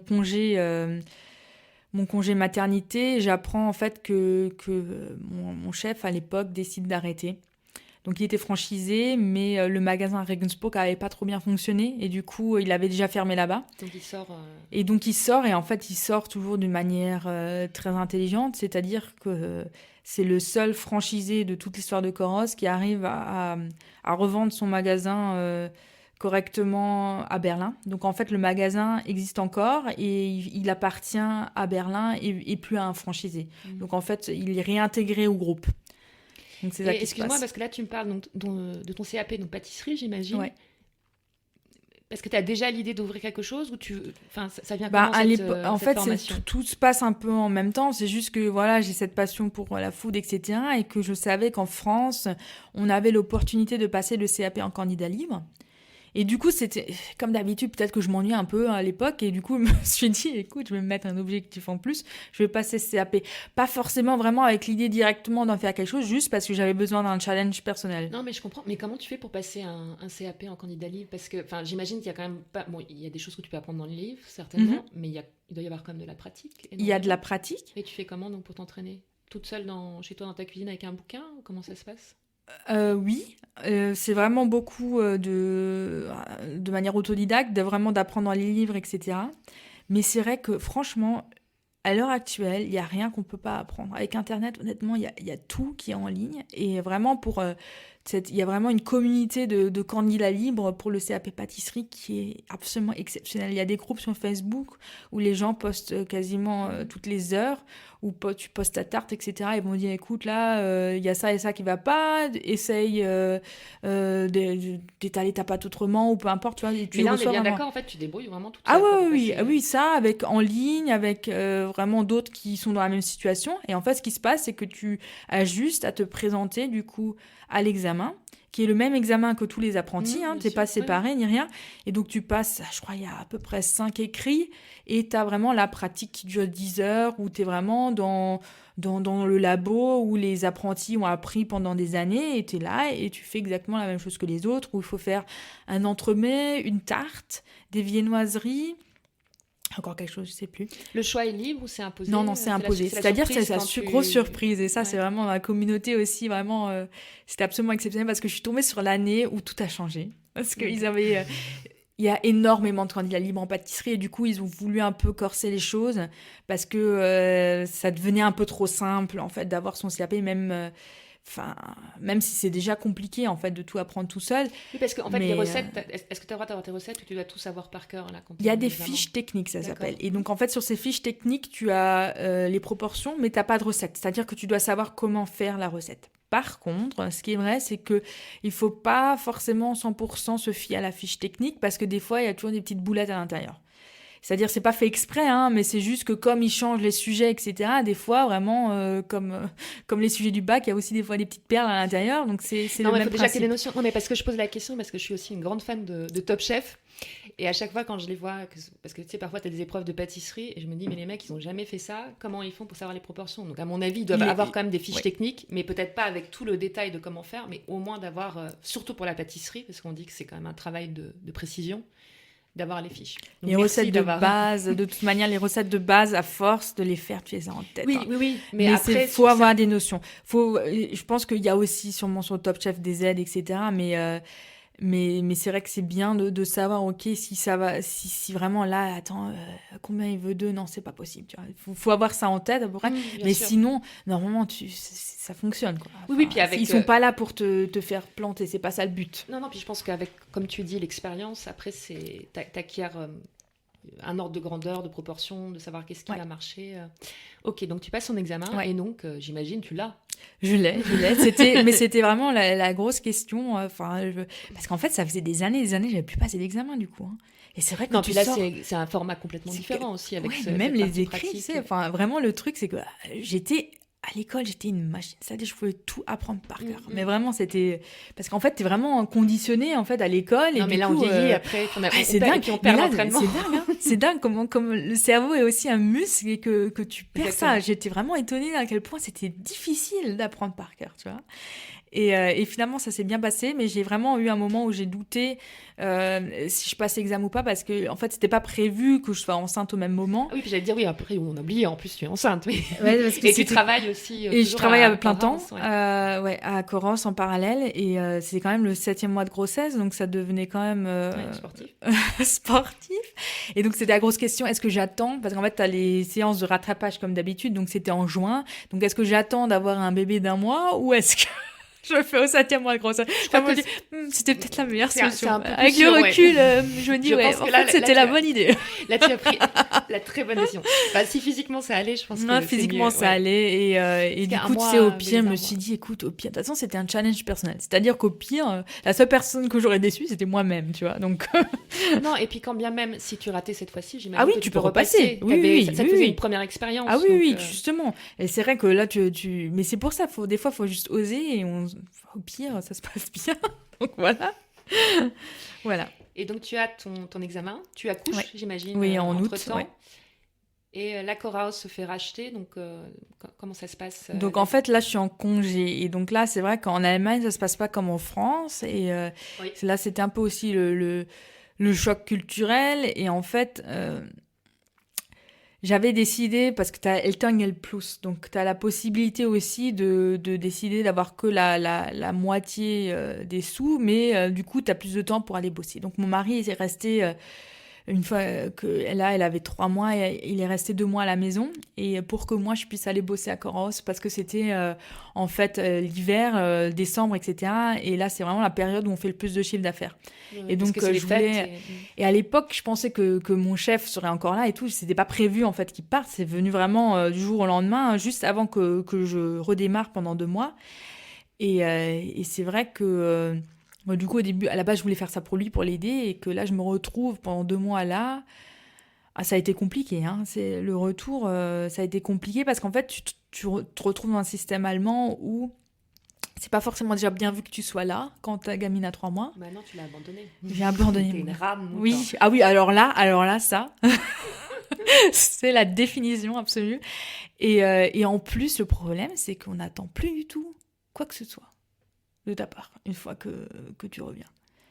Ah, tu veux dire que pour le coup, il fallait pas que tu travailles parce que... Ah non, parce que de toute manière, en fait, il y avait plus de place pour moi. Enfin, c'était plus... Parce que du coup, je fais 20 heures. D'accord. Quelqu'un d'autre a pris le rôle de team leader, là, de store manager? Ouais, en fait, ils n'avaient personne, en fait. À ce moment-là, ils n'avaient personne encore pour me remplacer. Et du coup, j'ai trouvé quelqu'un, en fait, pendant ce temps-là. Et c'était tout, quoi. Donc j'ai passé la main en fait pendant les 2 mois. Mais ça a été super dur, j'imagine, pour toi de revenir ça a dans été ces conditions-là. Super dur, et en fait je me suis aussi rendu compte que en fait c'est plus mon magasin, tu vois. Parce qu'en fait quand t'es franchisé, t'as vraiment des libertés. Oui, bien sûr. Alors que là tu te retrouves vraiment dans un cadre qui est complètement autre. Et là, j'avais vraiment, ça devenait compliqué. Enfin, comme dit, il n'y avait plus de place pour moi. Mon job, je savais que j'allais pas retourner dedans et que il y avait plus rien derrière. En fait, il y avait pas de place pour moi. Mais ça, tu t'en rends compte en revenant là-bas ou tu le sais déjà Mais en fait, pour être honnête, dès que j'ai appris que mon chef était parti, pour moi, c'était fait dans la tête, en fait. C'était le déclic que, en fait, il y a plus rien. Déjà, je pense que je voulais déjà partir avant. Mais c'est vrai que pour lui, enfin, je voulais pas le mettre dans cette situation-là. Mais vu que lui, il était parti, du coup, j'avais plus rien vraiment qui m'accrochait, en fait. Et pourquoi tu retournes? Pour faire la transition, justement? Pour faire la transition. Et puis bon, après, comme dit, c'était pas prévu qu'il parte à la base. Et même une fois que mon congé a été terminé, en fait, je suis restée encore... puis même là, j'ai encore quelques heures par semaine où je suis là. Parce qu'en fait... Pour être honnête, quand tu te mets à ton compte, ça tourne pas tout de suite. Hein, donc, il faut aussi... J'ai une fille à la maison. Enfin, t'as des responsabilités à avoir. Et du coup, il faut que l'aspect économique, ça tourne quand même. Et du coup, quelques heures par semaine, aider... D'accord. Alors, je sais plus vers quelle date on est. Ta fille est née quand? Elle est née en août 2017. Bah, tu vois, maintenant... Le stress. 2017. On est en 2017, ouais. Donc, j'ai vu que tu crées ta société, la Modern Bakery, en juin 2018. Ouais. Donc, plusieurs questions. Donc là, tu retournes après ton congé maternité à Corehouse. Tu as fait ta formation de CAP pâtissier. Tu avais déjà l'idée de ce que tu allais faire avec cette formation? Non. Ou comment ça te vient, en fait, l'idée de créer ton entreprise? En fait, ça se développe sur le fait, je savais qu'il me faut un produit français parce que je veux quelque chose où je vais être vraiment authentique dans ce que je fais et je veux un produit qui est ici rare ou inconnu. Parce que je veux aussi transporter le message de ce que représente en fait la pâtisserie française. Hein, parce que le truc, c'est que c'est pas que bon, c'est aussi un peu toute notre culture, c'est un peu tout ce qui est transporté. Hein. Il y a beaucoup plus de sentiments. Enfin, moi, je me souviens encore des samedis matins où on allait à la boulangerie chercher le goûter. Enfin, c'était vraiment le highlight de la semaine. Enfin, et tout ça. En fait, c'est tout ça ce que je voulais. Je voulais un produit qui me permette ça. Donc, à la base, je pensais peut-être des croissants parce que la question des croissants, c'est la tradition. C'est ça, et puis même à Munich, trouve un bon croissant, quoi. C'est un peu la galère, hein. C'est compliqué. Non, à l'époque, du coup, j'ai un peu fait étude de marché et tout. Je suis allée voir toutes les boulangeries françaises qu'il y a à Munich, et là, c'est aussi un peu la douche froide, hein, parce que... Et en plus, tu vois, chose que je savais pas, j'avais participé l'année dernière à une émission, là, Das perfekte Dinner, et il y avait un des candidats, en fait, il était responsable de Deli France. Oui. En fait, Deli France, les gens savent pas, mais ils vendent de la pâtisserie et la boulangerie française à plein de boîtes. Tous. Et contrairement à la France, ce que je savais pas, c'est que quand tu es, par exemple, boulanger, pâtissier ici, t'es pas obligé, par exemple, de cuire ton propre pain ou de faire les choses. Tu peux juste réchauffer. Oui. Et en fait, il m'a dit, je peux te dire les noms, je vais pas les citer, mais qu'à une ou deux exceptions près, dans Munich, tout est du congelé et qui vient de chez eux ou d'ailleurs. Bah, c'est 100% vrai. Il y en a effectivement, je crois, 2. C'est ça. Et il y en a un que je veux citer parce que c'est absolument génial, c'est Claude et Julien. Eux, ils font tout. Et sinon, c'est une rareté, hein, vraiment. Mais parce que c'est super compliqué. Hein. C'est qu'en fait, le consommateur, il ne se rend pas compte du boulot qu'il y a derrière un croissant. Et que, enfin, surtout le consommateur allemand, je pense. Hein, non, mais c'est des boulots... moi, je t'avais dit, mon grand-père... je ne l'ai jamais connu, d'ailleurs, parce qu'il est décédé d'un infarctus très jeune. Mais j'ai toujours eu mon papa et puis ma grand-mère qui m'ont raconté qu'ils bossaient, c'était des heures et des heures, et non-stop, parce qu'ils faisaient les tournées le week-end, 24 heures sur 24. Donc lui, il faisait la boulangerie, ma grand-mère faisait la pâtisserie, et c'était... c'est des super beaux boulots, mais c'est des boulots, pardonne-moi l'expression, mais de chien, parce que c'est vraiment des horaires fous. Oui, mais c'est exactement ça. Donc, excuse-moi, on a digressé, on a partagé ce... On verra si je garde pour les auditeurs. Ok, donc tu fais l'étude de marché et donc le croissant, compliqué, c'est ça? Le croissant, ça devient très compliqué. Je me rends compte aussi qu'au niveau de l'investissement qu'il allait falloir, parce qu'il faut du matériel, hein, il faut pour la pousse, etc. Et même le beurre. La question du beurre est très compliquée. De trouver, tu veux dire, du bon beurre ici? Ouais. Trouver du bon beurre, d'avoir un bon fournisseur. Et parce qu'en fait, le truc, c'est qu'il faut quand même que le prix d'un croissant, enfin, c'est quand même très connu en Allemagne, le croissant. C'est-à-dire que tu en trouves. C'est-à-dire que les gens ont quand même une idée de combien tu vas payer pour le croissant. Donc, tu peux pas vendre ça, tu veux dire un prix fou, parce qu'il va y avoir la barrière, ouais. Une barrière. C'est exactement ça mon problème. Et du coup, je me dis, OK, donc il y a beaucoup, beaucoup de limites à ce produit-là. Et du coup, je passe assez rapidement à la madeleine. Parce que la madeleine, c'est un produit qui, en Allemagne, est quasiment inconnu. La seule qu'on connaît, c'est celle du supermarché dans la boîte de 12. Plein de produits conservateurs absolument délicieux. Et sinon, en plus, ils connaissent pas toute l'histoire. Et c'est vrai que moi, je trouve que c'est une histoire absolument géniale. Et pour moi, c'est vraiment un produit qui incarne vraiment la France. Oui, et puis c'est ce que tu disais, j'ai écouté ton intervention là sur YouTube au Unternehmerin-Tag. Est-ce que tu disais, c'est la Madeleine de Proust, donc en fait ça transporte vraiment tous tes souvenirs. C'est pas juste la tradition, la France, c'est ton enfance et tes souvenirs à toi. Hein. C'est ça. Donc la Madeleine. La Madeleine, voilà. Et donc, et en fait, quand tu crées une entreprise, c'est vraiment un process. C'est-à-dire que je savais quelles seraient les grosses limites à Munich. C'est-à-dire que je savais pertinemment qu'il serait quasiment impossible d'ouvrir un café ici et de rentabiliser. En termes de prix, oui. En termes de prix. Du coup, est-ce que comme j'avais quand même un magasin, etc., je savais exactement où ça allait pêcher. C'est-à-dire que déjà, de trouver un endroit bien placé, il n'y a quasiment rien. Et si oui, c'est un tarif, mais c'est absolument infaisable. En plus, après, il te faut du personnel. Parce que le café, il faut quand même qu'il soit ouvert quasiment tous les jours. Sinon, surtout au début, sinon c'est très compliqué. Sûr, ouais. Et il faut quand même des horaires. Enfin, si tu as un café un peu boulangerie, etc., il faut que ce soit ouvert super tôt. Et les gens, ils ont aussi envie, après le boulot, d'aller chercher peut-être encore le pain pour le soir ou peu importe. Enfin, il y a quand même, même si je voulais pas aller dans le thème boulangerie, il y a quand même ces attentes-là qui font que, en fait, t'arrêtes plus, quoi. Non, puis je pense que en plus, comparé, si tu réfléchis à un restaurant où tu peux vendre du vin, de l'alcool, que tu peux, avec un prix quand même hyper élevé, ouais, là, c'est à rentabiliser, t'es obligé de faire énormément de volume, en fait. C'est ça. Et là, toute seule, enfin, voilà, quoi, parce que c'était...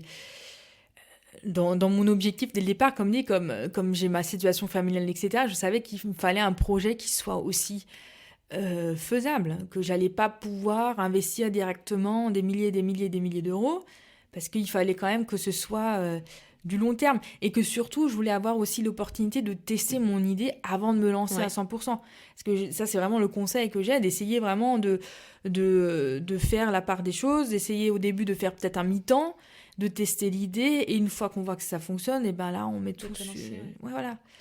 Et donc, comment tu construis ton projet étape par étape? Première question, et c'est peut-être lié, est-ce que tu chemines toute seule ou est-ce que tu te fais aider à un moment donné, je ne sais pas, par des organisations, par quelqu'un?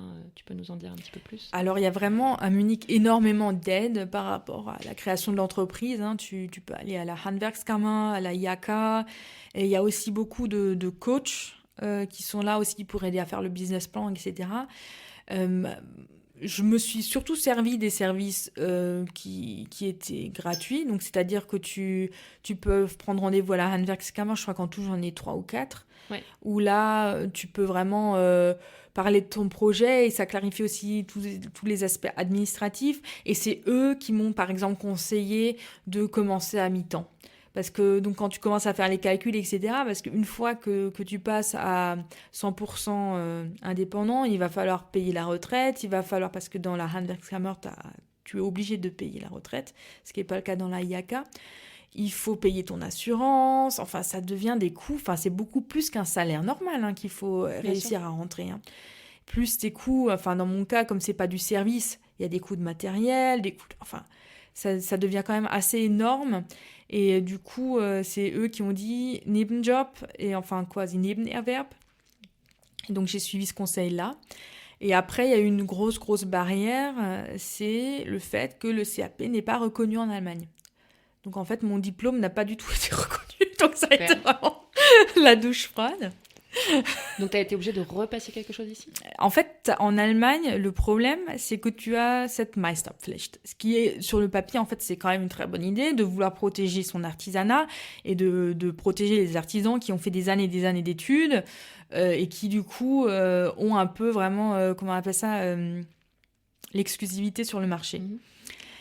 En France, avec un CAP, tu peux ouvrir un café, tu peux faire de la pâtisserie, il n'y a pas de souci. Mais en Allemagne, tu n'as absolument pas le droit de pâtisser si tu n'as pas de Meister.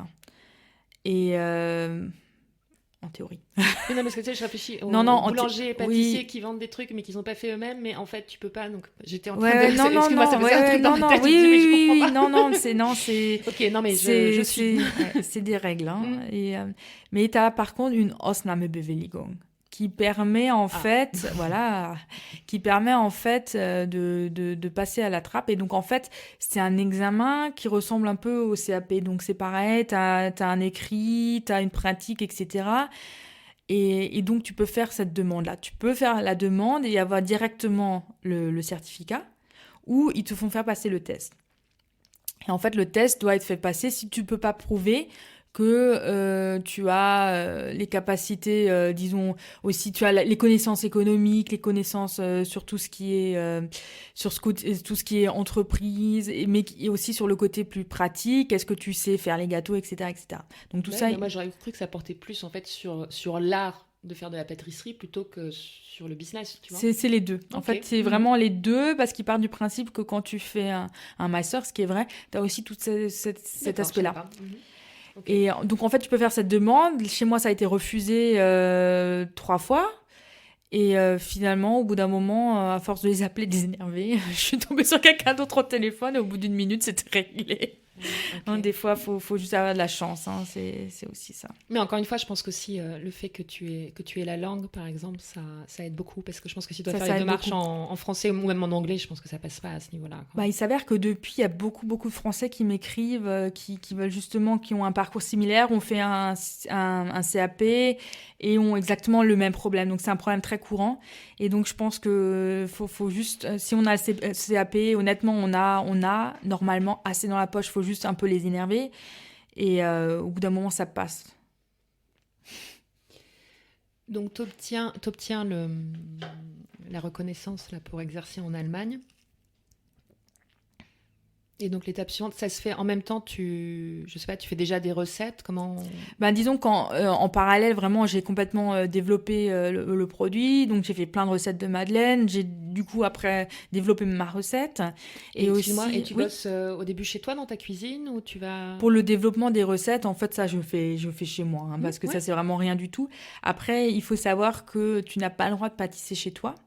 Donc, il faut absolument que tu trouves un labo où tu peux produire. Et donc ça, c'est un peu aussi très, très compliqué à Munich. Il y en a très, très peu.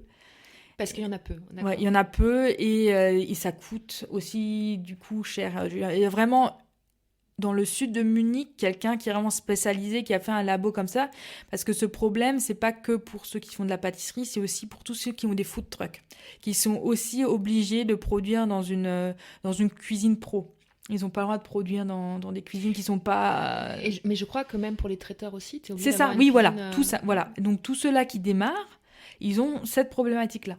Et donc, il y a une seule personne dans le sud de Munich qui propose ce genre de choses, mais du coup, elle est surbookée, c'est-à-dire que je pense qu'il y a à peu près 3 ans de liste d'attente.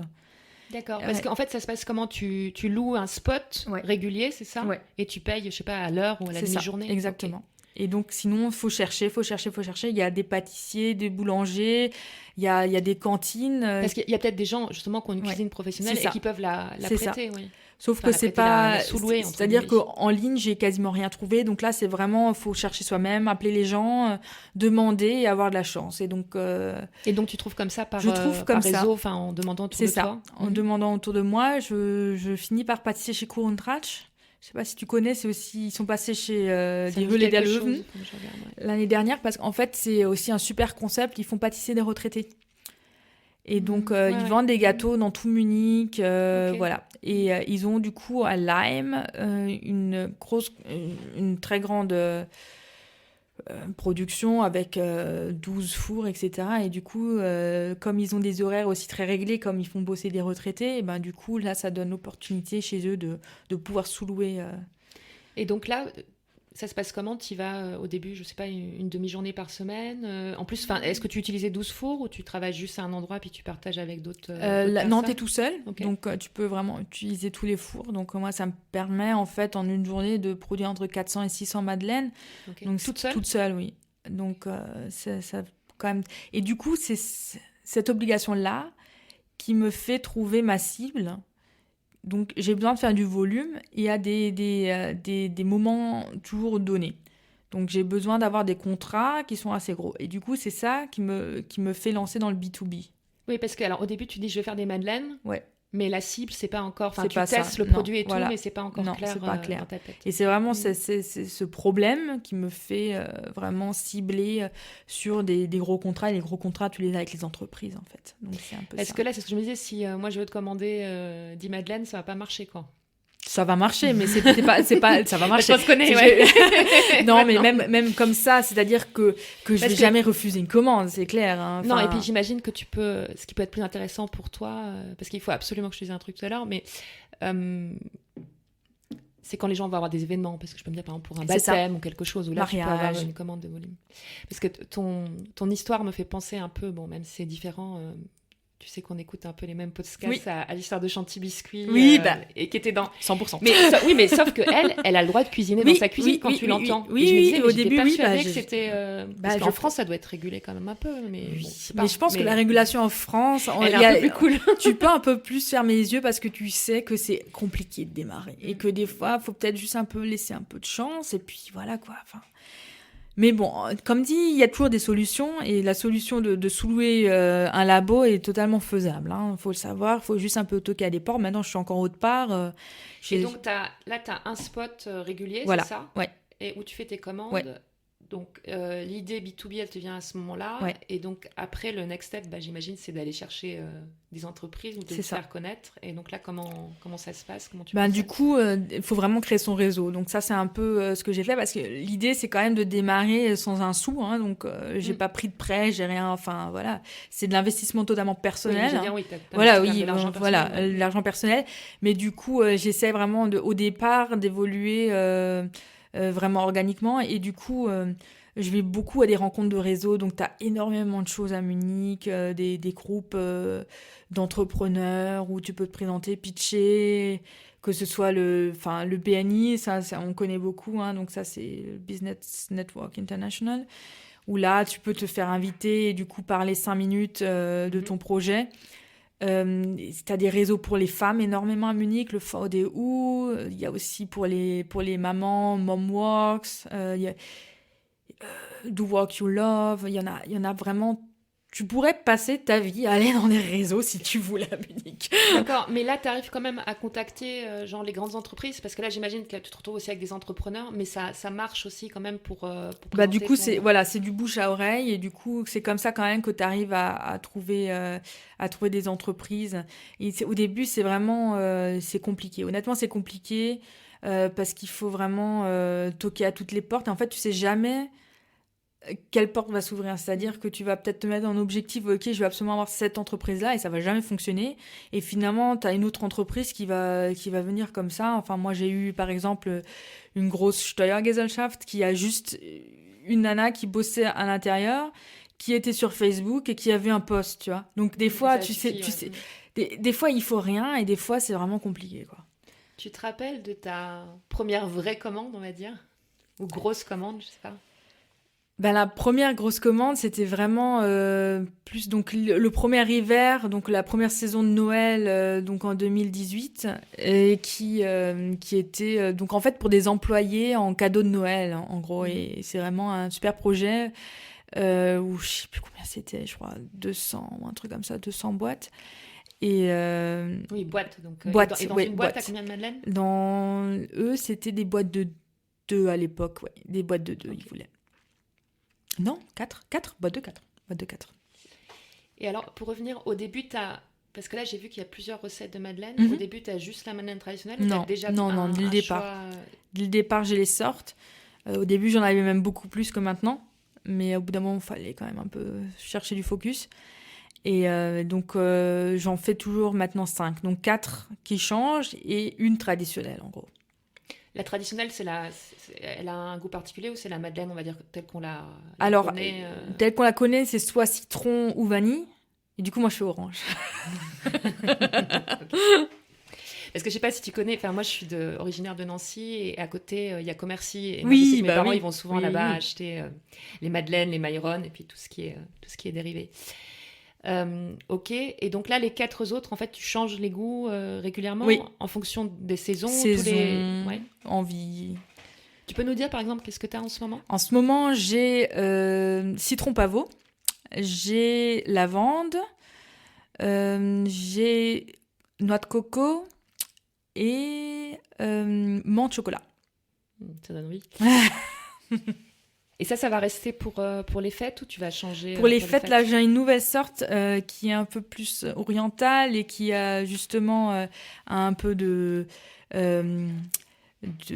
épices vraiment qui font penser à Noël, donc qui est avec beaucoup d'anis, de clous de girofle et du sésame en gros, donc la tangée. Super. Là, tu te dis, tu fais des packs de 2, 4, donc j'imagine aussi que ton packaging, c'est super important Le parce que packaging, c'est portionné. Donc ça, j'aimerais bien que tu me dises comment tu mets ça en place. Et après, l'autre chose aussi, c'est que les madeleines sont personnalisées, quoi. Ça veut dire que sur le packaging, mais je crois que tu as aussi un macaron ou quelque chose sur la madeleine où j'ai mal vu. Tu peux aussi, oui. Ouais. Non, c'est vraiment ça. Ouais, je te laisse nous parler du packaging et puis ouais. après de la personnalisation. Comment tu... Alors le packaging, c'est vraiment ce qui fait vendre, en gros. Donc, faut pas le négliger du tout. Et en fait, comme je me déplace dans le monde un peu des entreprises, en fait, ce que je cherche, les entreprises, c'est vraiment des cadeaux extrêmement personnalisés, qui les incarnent complètement de A à Z. Et du coup, le service que je propose, c'est d'avoir une boîte à ton image, donc avec ton logo, avec tes couleurs. Enfin, c'est complètement dans le moindre détail jusqu'à le petit autocollant sur la madeleine, tout est vraiment avec ton logo. Et donc, ça veut dire que chaque boîte est différente, c'est-à-dire que j'ai pas forcément de propre boîte. C'est vraiment, chaque client reçoit son produit à lui. Et c'est pour ça que je suis plus pour les entreprises que pour le privé, parce que le privé, il a moins besoin de cette individualisation à 100%. Et tout ce qui est graphisme, mise en place de packaging et tout, tu te débrouilles toute seule aussi ça, je fais encore. Ouais, c'est moi qui fais aussi le design. Du coup, le truc, c'est que, comme dit, à l'heure actuelle, grâce à Internet, on a tellement d'opportunités. Et en fait, sur les sites des boîtes, et c'est comme ça que je fais aussi, que je fais mon démarchage, parce qu'en fait, sur la page web, tu as vraiment tout ce qu'il faut. Tu as toutes les valeurs de l'entreprise, mais tu as aussi le code couleur, tu as le logo, et tout ça, tu peux vraiment le sortir de la page web. Et en fait, tu les démarches comment? Je les démarche comme ça. En fait, en leur envoyant un prototype? En leur envoyant exactement la boîte déjà dans leur design. Ah oui, j'ai vu parce que... Enfin, toi, tu peux l'envoyer directement ou j'ai vu tu peux commander, toi, demander à ce qu'on t'envoie une probe ou je sais pas quoi sur ton site. Oui, absolument, oui. Et en fait, ça marche très très bien. Parce qu'en fait, c'est un démarchage qui est un peu différent. Parce que l'idée, c'est que la personne va vraiment se rendre compte quel est le sentiment que je vais recevoir, quel sentiment je vais avoir quand je vais recevoir la boîte. Et donc, si elle est étonnée, si elle trouve ça super original, ben, du coup, elle sait, ok, mon client, il va aussi trouver ça original et sympa, tu vois. Et puis j'imagine qu'en plus c'est très bon, donc voilà. Et du coup, ouais, pour moi, c'est exactement ça la valeur d'un cadeau, tu vois, c'est vraiment d'offrir un moment de plaisir, tu vois. Et c'est vraiment la chose qui fait vraiment la différence, parce que la plupart des cadeaux d'entreprise, sinon tu vas recevoir les trucs de base, en fait, et ça t'étonne plus. Un porte-clés, un mug. Et c'est surtout, c'est des choses que tu vas oublier. Et en fait, c'est exactement le problème, parce que l'entreprise, pourquoi elle te fait un cadeau ? Parce qu'elle a envie que tu te souviennes d'eux. Donc, si elle te fait le cadeau standard, en fait, ça sert strictement à rien. Vaut mieux qu'elle garde un peu plus de sous et puis que, du coup, elle commande une boîte de madeleine qui soit beaucoup plus originale et qui, du coup, reste en tête. C'est ça le but. Et c'est pour ça qu'il faut la personnalisation. Au final, là, quand je réfléchis à tout ce que tu m'as dit, à ton parcours, tes études de psychologie et de neurosciences, elles t'ont peut-être aussi aidé justement à très bien comprendre ton client. C'est exactement ça. Et c'est un peu comme ça que je fais aussi ma com. C'est-à-dire que je vais peut-être, sur les réseaux sociaux, etc., un peu plus parler justement de la relation client, de pourquoi c'est important, des stéréotypes que tu vas pouvoir avoir avec ton client qui te mettent des barrières qui sont pas forcément là. Et du coup, que tu comprennes mieux pourquoi c'est important de faire, si tu veux faire un cadeau, que ce soit plus réfléchi que juste de commander à droite à gauche un truc vite fait et qui n'a aucune influence. Donc c'est exactement grâce à la psycho que je peux faire une com qui est un peu plus ciblée sur les entreprises du coup. Oui, et c'est ce que j'ai trouvé super intéressant parce que là, quand je préparais l'interview ces derniers jours, je cherchais des choses sur toi. Et j'ai vu que tu avais une chaîne YouTube. Et alors, il y avait l'histoire de la création de la société. Et puis après, j'ai vu d'autres vidéos. Puis je me dis, mais elle va nous apprendre à faire des madeleines et tout. Et en fait, tu parles justement de cette relation client et justement de l'importance, de la privilégier, comment tu fais ça. Et justement, je me disais, en fait, c'est super intelligent comme démarche. Et en plus, je trouve que c'est un super clin d'œil à ce que tu fais. Et je trouve ça super chouette d'arriver à réunir des domaines qui peuvent sembler au départ très différents. Mais à partir du moment où tu as trouvé le fil rouge, en fait, tout fait sens. C'est ça. Et le truc, c'est, on revient vraiment aussi au problème du fait qu'on a tellement de stéréotypes aussi sur ce que devrait être l'artisan, tu vois, parce qu'au début, vraiment, j'ai eu ce stéréotype-là, je suis la petite Française qui fait des madeleines, tu vois. Et du coup, t'es vraiment mis dans une mini-boîte. Et c'est ça aussi qui m'a fait réagir, dire non, en fait, le projet, il est beaucoup plus gros que ça. En fait, c'est vraiment quelque chose qui va révolutionner le monde du cadeau d'entreprise et qui peut-être pourra aussi révolutionner l'artisanat, tu vois. Donc, on peut changer la dimension. On n'est pas obligé de rester ancré dans ces petites boîtes où on nous met dedans, quoi.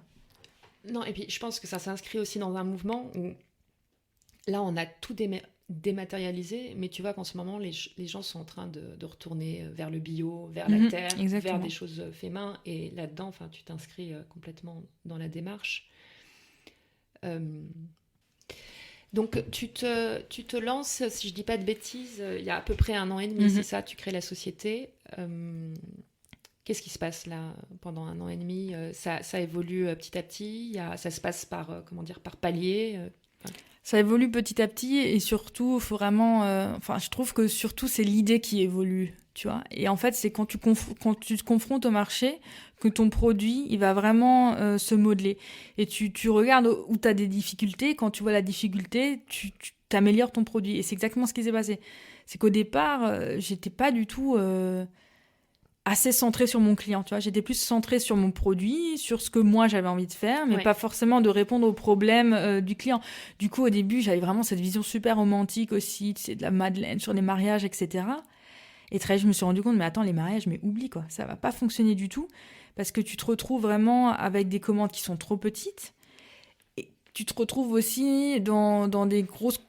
Ça devient très compliqué aussi la relation client, etc. Parce que avec des mariés... une grosse part émotionnelle. Grosse part émotionnelle, et du coup, c'est normal, mais du coup, pour une petite commande de 60 manettes, tu vas avoir 20 mails. Oui, donc... voilà, les gens... Et donc, tu te rends compte que c'est pas...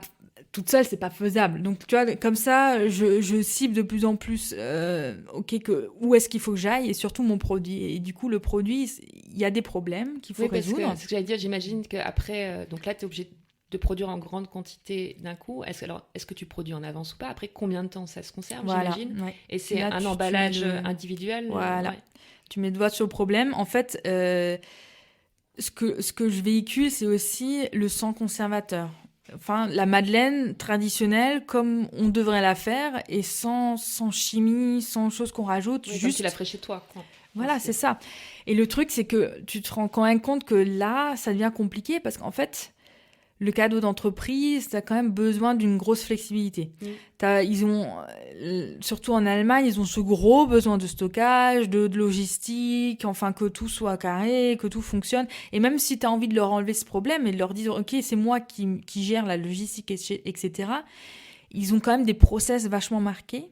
Et si tu rentres pas dedans, tu rentres vraiment pas dedans. Enfin, c'est oui ou non. Ils vont pas essayer de changer leur manière de voir les choses, etc. juste parce que ton produit, il est sympa. Et donc, c'est là où tu te rends compte, OK, comment je vais faire? Comment je vais faire avec une semaine de péremption? C'est une semaine. C'est une semaine. Parce qu'en fait, je les emballe. C'est super court. C'est super court. Mais le truc, c'est que moi, je voyais ça comme, tu vois, à la place de fleurs. Et les fleurs, tu vas pas non plus, tu vois, c'est aussi un produit qui est Oui, je suis d'accord avec toi, mais ce que je pensais, c'est tu offres pas des fleurs à 500 employés en un seul coup. Non, enfin, je sais pas, tu vois, je me dis, la fleur, c'est peut-être le cadeau, tu vois, ciblé. Et là, ce que j'imagine compliqué, c'est je me dis, si tu as une grosse commande, c'est que ça arrive très très vite à tous les employés en même temps. Au niveau de la production, Au niveau de la distribution même, je me dis que l'entreprise, après, hop, elle renvoie ça dans un temps hyper court, qu'elle offre ça, en même temps à tout le monde. C'est ça. Non, mais ça, c'est vraiment le truc qui a compliqué un peu la chose et qui justement m'a amené à développer un produit avec une plus longue péremption pour justement sauver ce problème-là. Okay. Donc, en fait, ce que j'ai fait, c'est que j'ai pris exactement les mêmes ingrédients et que j'ai créé un biscuit personnalisable, en fait, à la place. Et du coup, là, tu es sur une péremption de 2 mois. Et donc, pour tous ceux qui ont ce problème-là, j'ai un produit qui est adapté à ce besoin-là. Et donc, la Madeleine, c'est vraiment plus pour tout ce qui est event, tu vois. T'as la soirée de Noël, tu vois, ou même pour les speakers, tu vois, j'étais à un congrès de neurosciences, et là, c'est pareil, tous les speakers ont reçu une boîte à la place des fleurs, tu vois, ce genre de choses. Là, ça fonctionne. Mais pour stocker et distribuer sur plusieurs semaines, non, là, ça fonctionne pas. Et donc, c'est ça le truc, c'est qu'il faut aussi se poser des questions. J'aurais pu aussi dire, OK, donc du coup, j'utilise des conservateurs et du coup, j'ai plus de problème. Mais c'est pas... tu perdais le cœur. C'est ça, c'est ça. Et je perdais de la valeur pour moi. Et c'est pas, pour moi, c'est pas le cadeau que j'avais envie de faire. Et du coup, il faut trouver des solutions. C'est ça. Et c'est pour ça que quand tu crées l'entreprise, tu peux jamais être sûr à 100% que le produit avec lequel tu as démarré, ce sera exactement le produit avec lequel tu finiras. Tu vois, faut voir où est la cible et ce qu'elle a besoin. Donc là, au jour d'aujourd'hui, tu en es où et c'est quoi pour toi les prochaines étapes? Alors là, j'en suis vraiment au moment clé de passer à l'étape supérieure. C'est-à-dire que là, l'histoire d'être seule, etc., ça fonctionne plus. Il faut vraiment que je passe à la vitesse supérieure et vraiment de rendre le projet beaucoup plus gros. Et donc, il y a plusieurs choses qui se passent en parallèle. C'est-à-dire que le projet, il est en train de se monter aussi en France, à Strasbourg. Okay. En parallèle. Et là, c'est marrant. Finalement y retourner à un moment donné. Non, je pense pas non plus. Je pense que justement, que c'est un projet qui a vraiment du potentiel. Et le truc, c'est que effectivement, les problèmes que j'ai en France, j'ai pas les mêmes en Allemagne. Et donc, par exemple, la France, la péremption, c'est beaucoup moins un problème. Okay. Parce que les gens, ils ont plus sa sensibilité, tu vois, de savoir, tu vois. Et du coup... D'acheter du frais, peut-être. C'est ça. Et du coup, on n'a pas du tout ce même feedback-là, tu vois, du fait que ça peut pas fonctionner à cause de la péremption, etc. Non, pour le moment, on n'a jamais eu cet argument-là, tu vois. Et du coup, je pense que le projet il va aussi fleurir beaucoup plus au niveau de la Madeleine en France. Et au niveau de l'Allemagne, on va plus être sur le biscuit parce que ça fonctionne plus. Donc là, au jour d'aujourd'hui, tu as une antenne en France, c'est ça? C'est ça, elle démarre. On est en création, là. Et en fait, le projet va être dans la construction de l'entreprise, ça va être la même chose en France et en Allemagne, c'est-à-dire que on travaille avec des petits boulangers, avec des pâtissières à leur compte, hein, qui ont aussi fait le CAP en France et qui ont des petits cafés, etc. Et qui sont vraiment pas contre un peu, tu vois, d'avoir des contrats un peu plus réguliers. D'accord. Et qui justement stabilisent un peu leur boîte parce que c'est quand même des métiers vachement saisonniers, hein. Donc tout ce qui est autour des fêtes, ça fonctionne vachement et après autour, ça devient compliqué. Mais avec, tu vois, de mettre en relation l'entreprise et le petit pâtissier, ça leur rend, tu vois, ça leur donne une cible en plus qui fait que ça stabilise un peu plus leur marché et du coup, tu donnes une visibilité beaucoup plus grande à l'artisan qui fait encore tout à la main. Parce que ça, c'est un peu ma vision long terme, c'est que mon nom soit vraiment un label pour les artisans qui font tout de manière traditionnelle à la main et qu'on sait, ok, si ils pâtissent à l'intérieur de la société Modern Bakery, ça veut dire qu'ils ont ces valeurs-là. Et du coup, eux, je peux leur faire confiance, tu vois. C'est un peu ça la grosse vision. Et l'emballage va être pris en main par des petites associations d'handicapés. Voilà. Donc en Allemagne, les structures sont mises en place à Munich maintenant. Et donc là, une fois que la structure roule, et ben là, on peut vraiment du coup un peu s'étendre. Hein. C'est un peu ça le but aussi. Et ça, justement, pour trouver des contacts avec des associations de ce type, tu te renseignes, tu fais une recherche sur Internet, tu demandes autour de toi. Là, pareil, les réseaux. Les réseaux, c'est ça qui fonctionne le mieux, hein, parce qu'il y a toujours quelqu'un qui connaît quelqu'un. Et là, donc là, c'est une association d'aveugles et de malvoyants. Et là, c'est vraiment la gérante. En fait, je l'ai connue dans une rencontre de réseau. Okay. Donc là, c'est comme ça que ça se passe. Super. Et pour les gens là qui vont s'occuper, on va dire, de la production des madeleines en France, c'est toi qui les démarches? Comment ça se passe? Oui, on les démarche. Au début, c'est normal. Hein. Je pense qu'à long terme, c'est aussi le but que... Voilà, c'est ça le but. Mais on les démarche et puis on leur présente le projet. Et puis ensuite, en fait, le but, c'est qu'elles n'ont pas du tout de difficultés. C'est-à-dire que tous les ingrédients qu'elles n'ont pas à la base dans leur production, on fournit. On fournit tout ce qu'elle a besoin. Parce que l'idée, c'est vraiment de lui faciliter la vie, en fait. Qu'elle ait un produit en plus, qu'elle peut faire entre 2 autres commandes, parce que c'est un produit qui est vachement simple à produire, qui va vachement vite.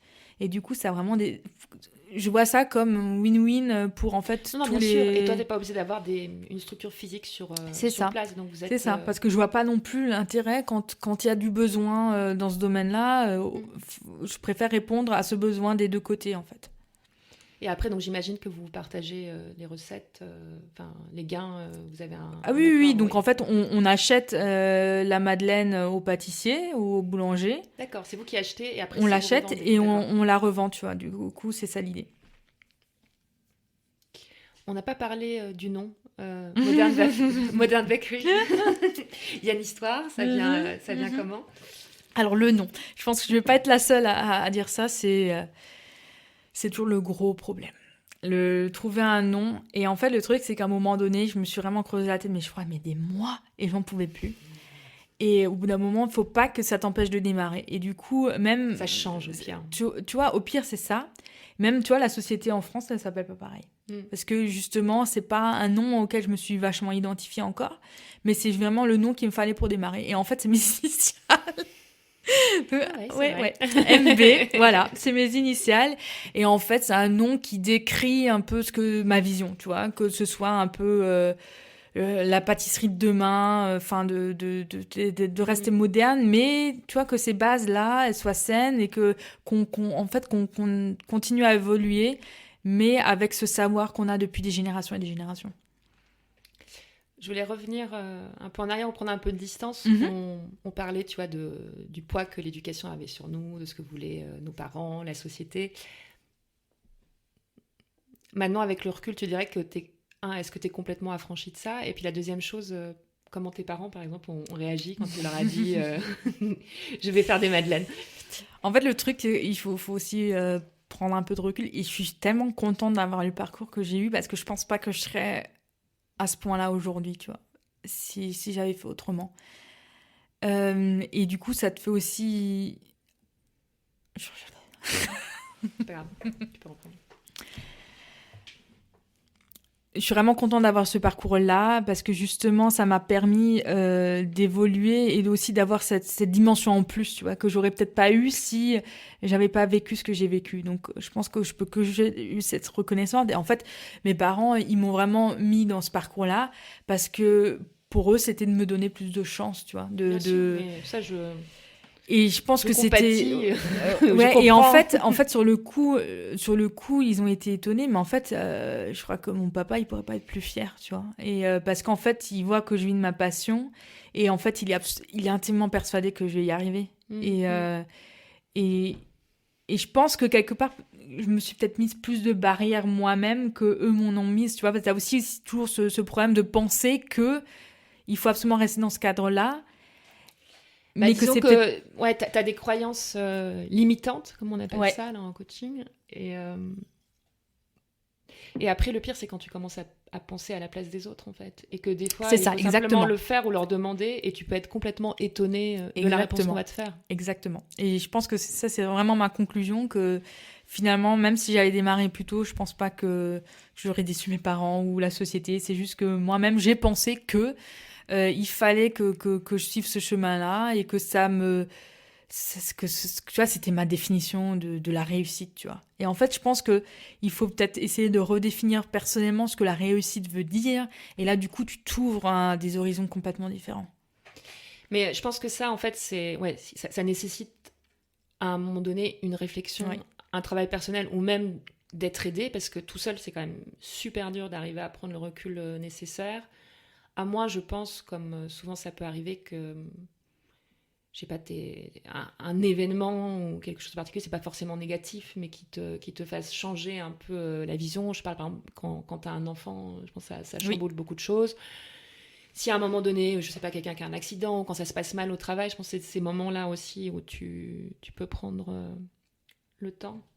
Est-ce que tu veux qu'on dise autre chose sur ta société ou est-ce qu'on peut passer à des questions plus larges ?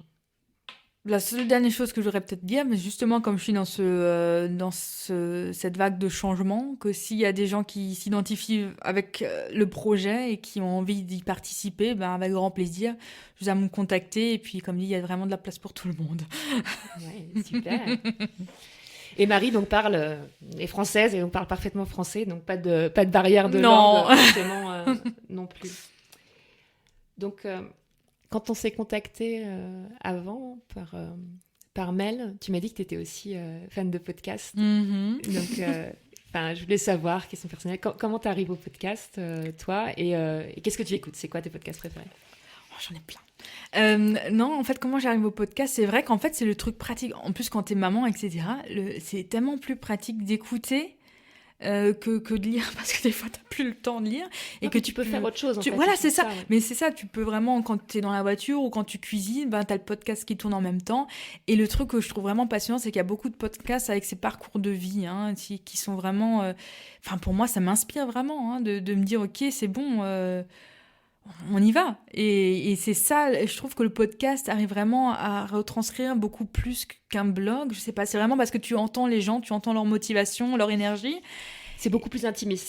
C'est ça aussi. Et il y a vraiment surtout, il y a beaucoup de podcasts français extrêmement bons, je trouve. Génération X6, on en a parlé. Il y a Génération Do It Yourself. Il y a comment il s'appelait ? Il y a un podcast absolument génial où en fait c'était vraiment comme une petite émission sur la création d'une entreprise. Ils font des costumes pour femmes. Ah, mais j'ai complètement oublié le nom du podcast. Non, mais je le mettrai, c'est Ned, vie, c'est un verbe, le nom. Ouais, je sais plus. On le mettra dans les notes. Et justement, parce que j'allais dire, toi qui as un compagnon allemand et qui vit depuis un peu plus longtemps que moi en Allemagne, je suis sans arrêt, et c'est des questions que j'ai vues aussi circuler, à la recherche de podcasts allemands similaires aux français, et en fait j'avoue que j'ai pas trouvé jusqu'à maintenant pas dans cette qualité. C'est pas le même type de podcast en fait. En Allemagne, tu vas avoir plus des trucs aussi où c'est une seule personne qui va beaucoup parler. Non, je sais pas. Ce que j'écoute, une personne que j'aime bien beaucoup, c'est Natasha Wegelin. Je sais pas si tu la connais. Elle est beaucoup plus dans le côté indépendance financière de la femme. Okay. Et qui, en fait, son surnom, c'est Madame Moneypenny, et qui a ouvert un podcast aussi il y a un peu moins d'un an. Et qui interviewe aussi, mais c'est une femme absolument extraordinaire. Enfin, je pourrais l'écouter des heures, parce que aussi comment elle parle et tout, je trouve ça assez cool. Et là, elle donne des conseils, en fait, sur comment gérer son argent, c'est ça ? C'est ça, comment rester indépendante financièrement en tant que femme, et aussi, tu vois, de sortir un peu de ce cadre, que l'homme gère le budget, etc., qu'il faut absolument prendre cette chose personnellement en main, parce que sinon, on est un peu dans la merde, au terme. Ça, et sinon j'écoute un peu aussi Caroline Preuss, je sais pas si tu la connais elle. Elle avait un blog de Do It Yourself à la base, et finalement là elle se retrouve beaucoup plus dans le développement d'entreprise. Elle fait en fait des cours en ligne. Okay. Il y a un podcast aussi. Sinon, il y a beaucoup aussi des blogs des podcasts de développement personnel, que ce soit Tobias Beck. Il a aussi un Bewohnerfrei podcast. Là aussi, il y a pas mal d'interviews aussi, et des fois des gens assez intéressants. Bon, super. Voilà, J'ai quelques-uns. refait ma liste. On passe aux questions rapides. Mhm. Donc là, j'étais un peu mauvaise parce que normalement, les questions rapides, je les envoie avant aux invités pour qu'ils puissent sélectionner leurs adresses. Mais tu m'as dit que tu avais écouté beaucoup j'ai écouté beaucoup. de podcasts, donc tu as peut-être pu te préparer. Si tu sais pas ou si tu n'as pas, c'est pas grave, Pas de souci. on peut couper. Donc, bien naturellement, ma première question, qui normalement est toujours liée à la nourriture, et je parle de restaurant, j'ai commencé plutôt par te dire, est-ce que tu as un café préféré ici à Munich ou que tu recommandes? Parce que bon, pour être en lien avec les madeleines, faire une jolie transition, voilà. Il y a beaucoup de cafés vraiment exceptionnels à Munich, je trouve. Hein. C'est aussi un peu... Enfin, moi, j'aime bien ça aussi, d'aller toujours à d'autres endroits. Ce que j'aime beaucoup à Heidhausen, c'est Café Minterhof, Okay. qui est assez sympa parce qu'un peu caché et c'est comme un jardin. C'est assez bien. Sinon, comme j'ai cité avant, Claude et Julien, pour ceux qui veulent avoir un peu ce feeling français. Qu'est-ce que je peux encore citer comme bon café? Peut-être quelque chose de pas très connu ou caché, je ne sais pas. Donc, on a déjà répondu pour ce qui est d'avoir des bons croissants à la pâtisserie Claude et Julien. Les restaurants, un dîner en amoureux. Alors, on adore les restaurants. On pourrait sortir au restaurant. Maintenant, c'est compliqué avec Ella. Mais effectivement, on a testé beaucoup de choses. Il y a énormément de restaurants français exceptionnels à Munich, il faut dire. Si le budget le permet pour vraiment grosse fête, etc., je peux conseiller les deux, qui est un restaurant français étoilé entre Marienplatz et Odeonsplatz. Et qui est absolument, enfin, la cuisine là-bas, enfin, pour moi, c'est de l'art. Enfin, c'est vraiment de l'art ce qu'ils font. Sinon, vraiment, ce que je peux conseiller, surtout pour les Français qui veulent découvrir des nouveaux restaurants sympas, il y a un bourg qui s'appelle Taste 12. Et en fait, tu as 12 restos à l'intérieur avec... c'est un peu comme le passeport gourmand. Mm-hmm. Et donc, en fait, le truc, c'est que le deuxième plat principal est gratuit, en fait. Donc, t'en payes qu'un des deux. Et c'est vraiment toujours des restos vraiment exceptionnels. Ça, c'est bien choisi. Ouais. Ah, oui. Il y en a que 12, comme dit. Mais pour ça, mais je préfère ça que ceux où il y en a des centaines et des centaines et finalement la moitié, c'est pas top. Là, t'es sûr et certain que tous ceux qui sont dedans, c'est vraiment de la super qualité. Ok, super. Et là, plus pour, on va dire, ça peut être un déjeuner aussi ou un dîner entre amis, si on veut quelque chose de moins gastronomique, plus bon marché. Alors j'aime bien aussi tous les restos africains qu'il y a à Munich. Il y en a un qui est sympa parce que super, enfin vraiment traditionnel, qui s'appelle De Afrique.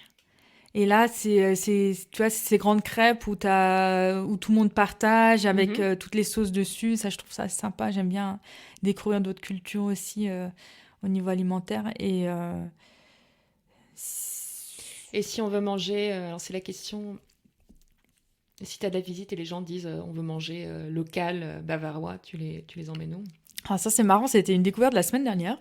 J'ai eu de la visite et par hasard, comme c'était blindé à cause de l'Oktoberfest, on a fini à Platzl, chez Ainger, parce qu'au Hofbrauhaus, il n'y avait pas de place.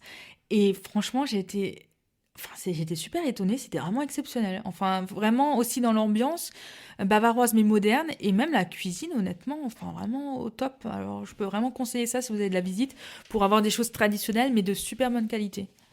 Super. Donc maintenant, on passe à la nuit, un bar ou des bars, un bar sympa pour aller boire un verre.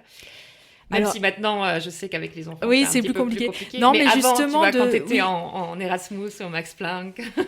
Alors là où on allait tout le temps, maintenant c'est plus là, mais ce qui a remplacé, c'est aussi top, c'était le Corso à Glockenbach, qui avait des cocktails exceptionnels. Et en fait, le barman, il est resté. Et donc les cocktails sont encore et toujours exceptionnels. Et maintenant, c'est le Drunken Dragon Bar, je crois que ça s'appelle. En fait, c'est une cuisine qui est plus asiatique, où tu as des dumplings et tout. Mais les cocktails, c'est absolument exceptionnel. C'est Glockenbach, ça. Ouais. C'est l'ancien Corso. Oui, c'est vrai que ça a changé. Là, plutôt un lieu ou un endroit coup de cœur à Munich. Un endroit coup de cœur à Munich. Je sais pas, ça peut être Ça peut être un parc, ça peut être un musée, ça peut être... Alors, je vais dire en fait, à l'époque, comme on habitait sur la Léopoldstrasse, on était vraiment à 2 mètres du Englischer Garten et même de balader, mais quasiment tous les jours. Je trouvais ça exceptionnel avec le petit lac, enfin près de justement la Seehaus au niveau du Englischer Garten. Enfin, ça, c'est absolument... Enfin, c'est incroyable d'avoir cette qualité-là en ville, enfin cette qualité de vie, d'avoir un parc tellement exceptionnel juste à 2 pas. Là, tu vois, on n'est pas loin. Bon, il y a le cimetière là, qui est très joli, mais nous, avant, on habitait... à côté de Gisela Strasse, et donc à côté aussi de l'Englischer Garten. Et moi, je allais me balader ou même d'aller courir là-bas. Enfin, on parle tous de l'Englischer Garten, mais en fait, c'est vraiment, je trouve, c'est un des trucs les plus chouettes à Munich. Ok, la question que je pose aussi, c'est, donc là, on est dans Munich, un endroit, mais là, en plus, comme toi, t'es, on va dire, là depuis longtemps, un endroit à l'extérieur, peut-être un peu original ou qu'on n'a pas encore cité dans les podcasts, tu vois. Si tu veux sortir à l'extérieur de Munich, lac, montagne, campagne, je ne sais quoi, ferme. À l'extérieur, c'est vrai que nous, du coup, comme on est plus du côté de Starnberg maintenant, on y a aussi souvent, c'est vrai que le lac est aussi absolument exceptionnel. Et quand on a de la visite, c'est vrai que j'ai plus tendance à aller au Chiemsee, par exemple, parce que je trouve ça quand même assez sympa avec... Puis Starnberg, c'est vite quand même très, très plein. Oui, là, c'est clair que surtout en été, enfin, c'est vraiment là où il y a tout le monde. Mais Chiemsee, c'est aussi super touristique, mais c'est vrai que de pouvoir faire le tour en bateau, d'aller voir le château et tout, c'est vrai que ça plaît à chaque fois. Ouais, je pense aussi.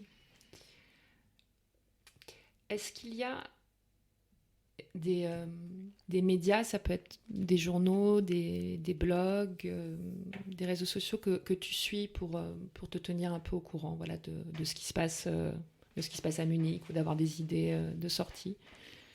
C'est vrai que la plupart du temps, quand on veut sortir, on est plus vraiment sur München.de. Tu as vraiment toutes les Veranstaltungen, enfin toutes les sorties qu'il y a à faire, etc. Et c'est vrai qu'il y a quand même pas mal de choses. Sinon, c'est vrai que du coup, j'ai plus tendance aussi à demander à mes amis profs, parce que du coup, du magasin où j'habitais, il y a énormément de mamans, et du magasin où je travaillais, il y avait énormément de mamans, et c'est vrai qu'elles ont toujours les bons plans. Elles savent toujours ce qui se passe où, et où les enfants peuvent bien s'amuser et tout. Donc, c'est vrai que j'ai plus tendance à écouter les conseils, le bouche à oreille. C'est vrai que je lis pas tellement au quotidien. Et justement, une question que je vais te poser, un bon plan avec les enfants, pour occuper les enfants. Tu connais déjà la Räuberhöhle, elle a ouvert il y a quelques mois, et en fait c'est directement à Isatan. Et en fait s'il fait mauvais, c'est vraiment le bon plan, parce qu'en fait c'est une sorte de parc de jeux intérieur pour les enfants. Et ils ont aussi un café à l'intérieur pour les parents, et puis même des sièges de massage. Wow. Mais pour les enfants, c'est le top. Tu sais, c'est des trucs à balles, etc. Enfin, ils peuvent passer vraiment... Et sinon, parce que celui-là, il a été cité souvent, aussi le Biergarten am Wienerplatz. Au fait, la brasserie adjacente, ils ont une garderie pour enfants quasiment, je crois, tous les après-midi. Et c'est vraiment super, du coup, tu peux vraiment boire ta bière tranquillement. Et ils ont vraiment vraiment une vraie garderie avec Betreuung et tout. Et c'est vraiment super, enfin, ça, c'est vraiment le bon plan. Oui, c'est le Polana, comment il s'appelle, mais je vais regarder, parce qu'en fait, on est allé une fois en disant on va utiliser ça, mais ils étaient en rénovation, là, il y a 6 ou 8 mois, donc tout était fermé. Mais bon. Là, c'est ouvert. C'est à nouveau ouvert, très bien. Bon plan. Quel conseil, alors, on va même le faire en 2 parties, alors, quel conseil tu pourrais donner là, à quelqu'un qui arrive en Allemagne, à Munich, pour s'intégrer, déjà dans la ville? Et puis après, je te poserai une autre question par rapport à l'entrepreneuriat. Le truc, c'est qu'il ne faut pas s'isoler. Il faut vraiment, au début, il faut vraiment un peu se faire violence et vraiment chercher où est-ce qu'on peut rencontrer des gens. Et comme dit, je conseille vraiment pour les Français, de ces groupes de Français à l'étranger qui ont toujours des Stammtisch où tu peux aller et tu vas rencontrer des gens. Et c'est vraiment une rencontre qui en conditionne une autre, etc. Et c'est vraiment aussi tout ce qui est événements, que ce soit les Tollwood, les choses comme ça. Enfin, pour on peut vraiment même rencontrer son mari. On peut même y rencontrer son mari. Non, mais des fois, faut sortir. Faut sortir, c'est là où vraiment tu vas rencontrer des gens, créer ton cercle d'amis. Et dès que tu as ton cercle, en fait, ça roule. C'est ça qu'il faut créer. Bien sûr, et je pense que Ça change toute l'expérience. Enfin, Exactement. pour moi, il y a deux choses. Et c'est pour ça on en parlait tout à l'heure quand je te disais pourquoi je veux pas juste faire du coaching ou juste faire de la relocation. Parce que je pense il y a déjà un aspect où tu vis. Où tu vis, ça va permettre de te rencontrer aussi des gens qui vont faire que tu te sens bien. Et puis après, tu as la dernière étape, c'est trouver ta raison de vivre. Et puis généralement, ça passe quand même par soit une activité, même s'il y a une charité ou quelque chose, soit par avoir un job qui te plaît. Et donc là, c'était ma question. Oui, alors, et ton conseil justement pour se lancer ou justement pour passer au-delà des peurs ou des angoisses limitantes qu'on a, est-ce que tu as quelque chose à partager à ce sujet? Je pense qu'il faut vraiment mettre le doigt sur quelle est la peur, tu vois, de vraiment écrire noir sur blanc de quoi tu as peur. Et une fois que tu sais ce que c'est beaucoup plus simple de trouver des solutions. C'est-à-dire que, moi, je suis quand même, j'ai besoin de sécurité. Du coup, c'est vrai que de savoir que, au départ, je fais un mi-temps pour avoir ma sécurité financière, ça me rassure. Du coup, j'y vais. Faut se rassurer, c'est tout. Et une fois qu'on a le sentiment, c'est bon, et de vraiment se lancer. Et finalement, de toujours se poser la question, c'est quoi le pire qui pourrait se passer? Et là, on se rend compte qu'en fait, il n'y a pas grand-chose, en fait. Et jamais ça se réalisera, le pire. Non, non, et justement, là, je trouvais, c'est deux conseils là, que je voulais partager. C'est ça, c'est à chaque fois de se dire, mais si ça marche pas, qu'est-ce qui va se passer au pire? Et la deuxième chose... là que j'ai appris, puis je suis en train de mettre en place, j'avais une discussion hier à ce sujet, c'est que en fait, tu prends une action, oui, tu attends un résultat, mais c'est de me dire, même avant de prévoir que peut-être ça va pas marcher, et puis surtout, tu le sais, quand tu crées une entreprise, ça marche pas tout de suite, et toujours. Et en fait, c'est d'avoir à chaque fois 10 autres actions, si ça marche pas, tu les as déjà à mettre en place, et pour justement pas rester figé dans ton échec, mais de rester tout le temps dans l'action, parce que la chose qui se passe bien du premier coup au bon moment et par la chance, oui, peut-être, mais bon. C'est plutôt rare. Non, et puis encore une fois, je pense que la chance, ça se provoque parce que justement, oui, tu as eu, comme tu disais, la sans-action, tu t'es présenté, je sais pas, dans 10 tables rondes différents et tu vas tomber ce jour-là sur la bonne personne qui va te faire cette commande. Mais si tu n'avais pas fait ces 10 actions-là, la chance, elle n'aurait pas été là. C'est ça. C'est cette histoire de visibilité aussi. C'est plus tu vas te montrer, plus tu auras de chances d'être vu aussi, tout simplement. Mais c'est vrai que là, c'est aussi la phase où je me trouve, c'est qu'au bout d'un moment, il faut aussi oser. C'est-à-dire que là, maintenant, il faut quand même que je sorte aussi de cet aspect trop sécuritaire et de me lancer vraiment. Et c'est ça qui est aussi excitant, c'est toi qui as le contrôle, de dire quand est-ce que tu as envie que ça démarre vraiment, parce que finalement, c'est toi-même la plupart du temps, qui te met des bâtons dans les roues et bien qui sûr, t'empêche d'avancer. C'est ton meilleur ennemi, entre guillemets. C'est ça, oui. Et tu m'as dit quelque chose d'intéressant tout à l'heure en arrivant, quand on parlait, tu m'as dit mais je suis plus la même personne qu'il y a un an. Tu peux élaborer alors ça, un peu. Oui, j'ai un bon exemple. Parce qu'en fait, donc justement, pour tous ceux qui veulent créer leur entreprise, il y a la IACA qui organise toujours une conférence sur plusieurs semaines qui s'appelle la Startup München. Et je me souviens, donc ça, c'était mon premier contact avec l'entrepreneuriat à l'époque. J'étais vraiment timide, tu vois. Je voulais pas trop parler et tout. Et puis même là, je m'étais un peu boostée. Je leur avais demandé si j'avais pas le droit d'emmener des madeleines pour leur dire merci, tu vois, la dernière conférence. En disant, s'ils mangent bien, au moins ils vont se rappeler de ça. Ouais, voilà, c'est ça. Et donc un peu quand même dans cet esprit-là. Donc je l'avais déjà, tu vois, cette envie et tout. Mais c'est vrai que je me souviens que j'étais presque gênée de leur demander à l'époque, tu vois. Alors que maintenant, ils m'ont demandé pour la conférence de cette année si j'avais pas envie d'être sur scène et de parler. Et puis c'est vrai que du coup je me retrouve là et j'étais sur scène. Et même après, il y en a plein qui étaient déjà là l'année dernière qui sont venus. Ils ont dit mais qu'est-ce qui s'est passé, quoi? C'est ça. Mais en fait c'est cette assurance. Et cette assurance, c'est que toi-même qui peux te la donner. En fait, il y a personne qui te rend petit. C'est toi-même qui a un peu la peur de te montrer.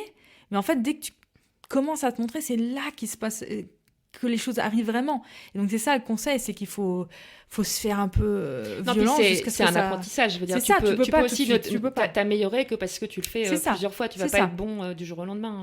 C'est ça, et se donner des objectifs. Parce que par exemple, cette année, je m'étais mis quand même comme objectif, ok, je veux 3 fois être sur scène et présenter le projet vraiment devant une grande audience. Et c'est vrai que la première fois, c'est arrivé genre en juin, donc j'avais déjà la moitié de l'année, il s'était rien passé. Et finalement, après, ça s'enchaîne. Parce qu'une fois que tu es une fois sur scène, après, tu vas avoir moins peur de demander d'être sur une autre scène. Et en plus, tu as quelque chose à montrer. Et après, la troisième, c'est eux qui viennent te voir, tu vois. Ils te demandent si tu veux pas. Donc, c'est ça aussi. Ça amorce, oui. C'est ça amorce. Mais c'est toujours toi qui met le pied de départ. C'est personne qui va venir te poser sur scène. C'est toi qui, au début, dois vraiment bouger le truc et y aller, quoi. Des événements de prévus là dans les mois qui viennent? Bon, j'imagine que tu vas préparer, tu vas avoir beaucoup de commandes. Là, c'est la commande. Ça va être l'hiver, là, ça va être la commande des fêtes. Donc, c'est vrai que je me prépare plus aussi dans les structures, etc., que justement, tous ceux qui vont pâtisser avec moi et tout soient vraiment au clair sur ces choses-là. Et là, ce qui va plus démarrer, c'est vraiment la France, quoi. Donc là, on est vraiment... à la fin novembre, on va à Strasbourg, il y a aussi une rencontre d'entrepreneurs. Là, on va vraiment montrer le projet pour la première fois et de vraiment pour qu'au début janvier de l'année prochaine, que le projet en France, que l'entreprise soit vraiment créée et que là, on commence aussi à développer massivement. Donc, ça va plus être ça. Je mettrai de toute façon sur le site tous tes contacts pour les gens qui sont intéressés. Je finis toujours plus ou moins par cette question. Ah non, alors attends, il y en a 2, je suis bête. Il y a encore 2 questions. Donc, avant-dernière question. Le podcast s'appelle Dessine-moi Munich. Donc, je te laisse un crayon, un pinceau, des mots et... comment tu décrirais ton Munich à toi? Alors dire, c'est quand même une des villes avec la plus grande qualité de vie. Après Vienne. Non, mais c'est ça. Mais je pense que tout le monde l'a dit jusqu'à présent. C'est tranquille. C'est-à-dire que tu as la paix, que tu vraiment as une vie paisible et agréable. Voilà, c'est un grand village. Enfin, tout le monde le dit, mais c'est vraiment vrai. Enfin, il va jamais rien se passer. Tu vas oublier quelque chose dans un S-Bahn, tu vas le récupérer. Enfin, c'est carrément incroyable. Non, c'est vraiment ça. Ouais. La qualité de vie et ce vert, quoi. Vraiment, ce parc énorme en plein milieu de la ville. Voilà. Et donc, enfin, la dernière question. Et donc, demain, si tu devais partir, qu'est-ce qui te manquerait le plus? Je pense que c'est vraiment... c'est ce cercle d'amis, ces proches qui depuis, il y a vraiment des gens que je connais depuis que je suis arrivée ici et c'est devenu une famille, donc c'est sûr qu'on ne quitte pas sa famille comme ça. Est-ce que tu veux rajouter quelque chose? Ou on pourra refaire une suite dans 6 mois ou dans un an, si tu veux, pour parler de la suite. De ce qui s'est passé en France et de voir comment cela a évolué. Écoute, je te remercie, Marie, et puis à très vite. Merci à toi. Rebonjour ou bonsoir, selon l'heure où vous m'écoutez. J'espère que cet épisode vous a plu. Merci du fond du cœur à Marie pour sa générosité et son peps. Je lui souhaite tout le succès qu'elle mérite. Pour la contacter et commander des madeleines, vous trouverez tous les détails sur mon site et dans le résumé de cet épisode. Pensez également à noter le podcast en laissant un joli commentaire et 5 étoiles sur votre appli préférée. Enfin, si vous aussi, vous voulez créer votre activité, allez jeter un œil sur mes accompagnements sur le site dessine-moi-munich-toutattaché.com. Il y a une formule entièrement adaptée à vos besoins. Je vous en dis plus la semaine prochaine dans un épisode bonus. Servus et bon week-end!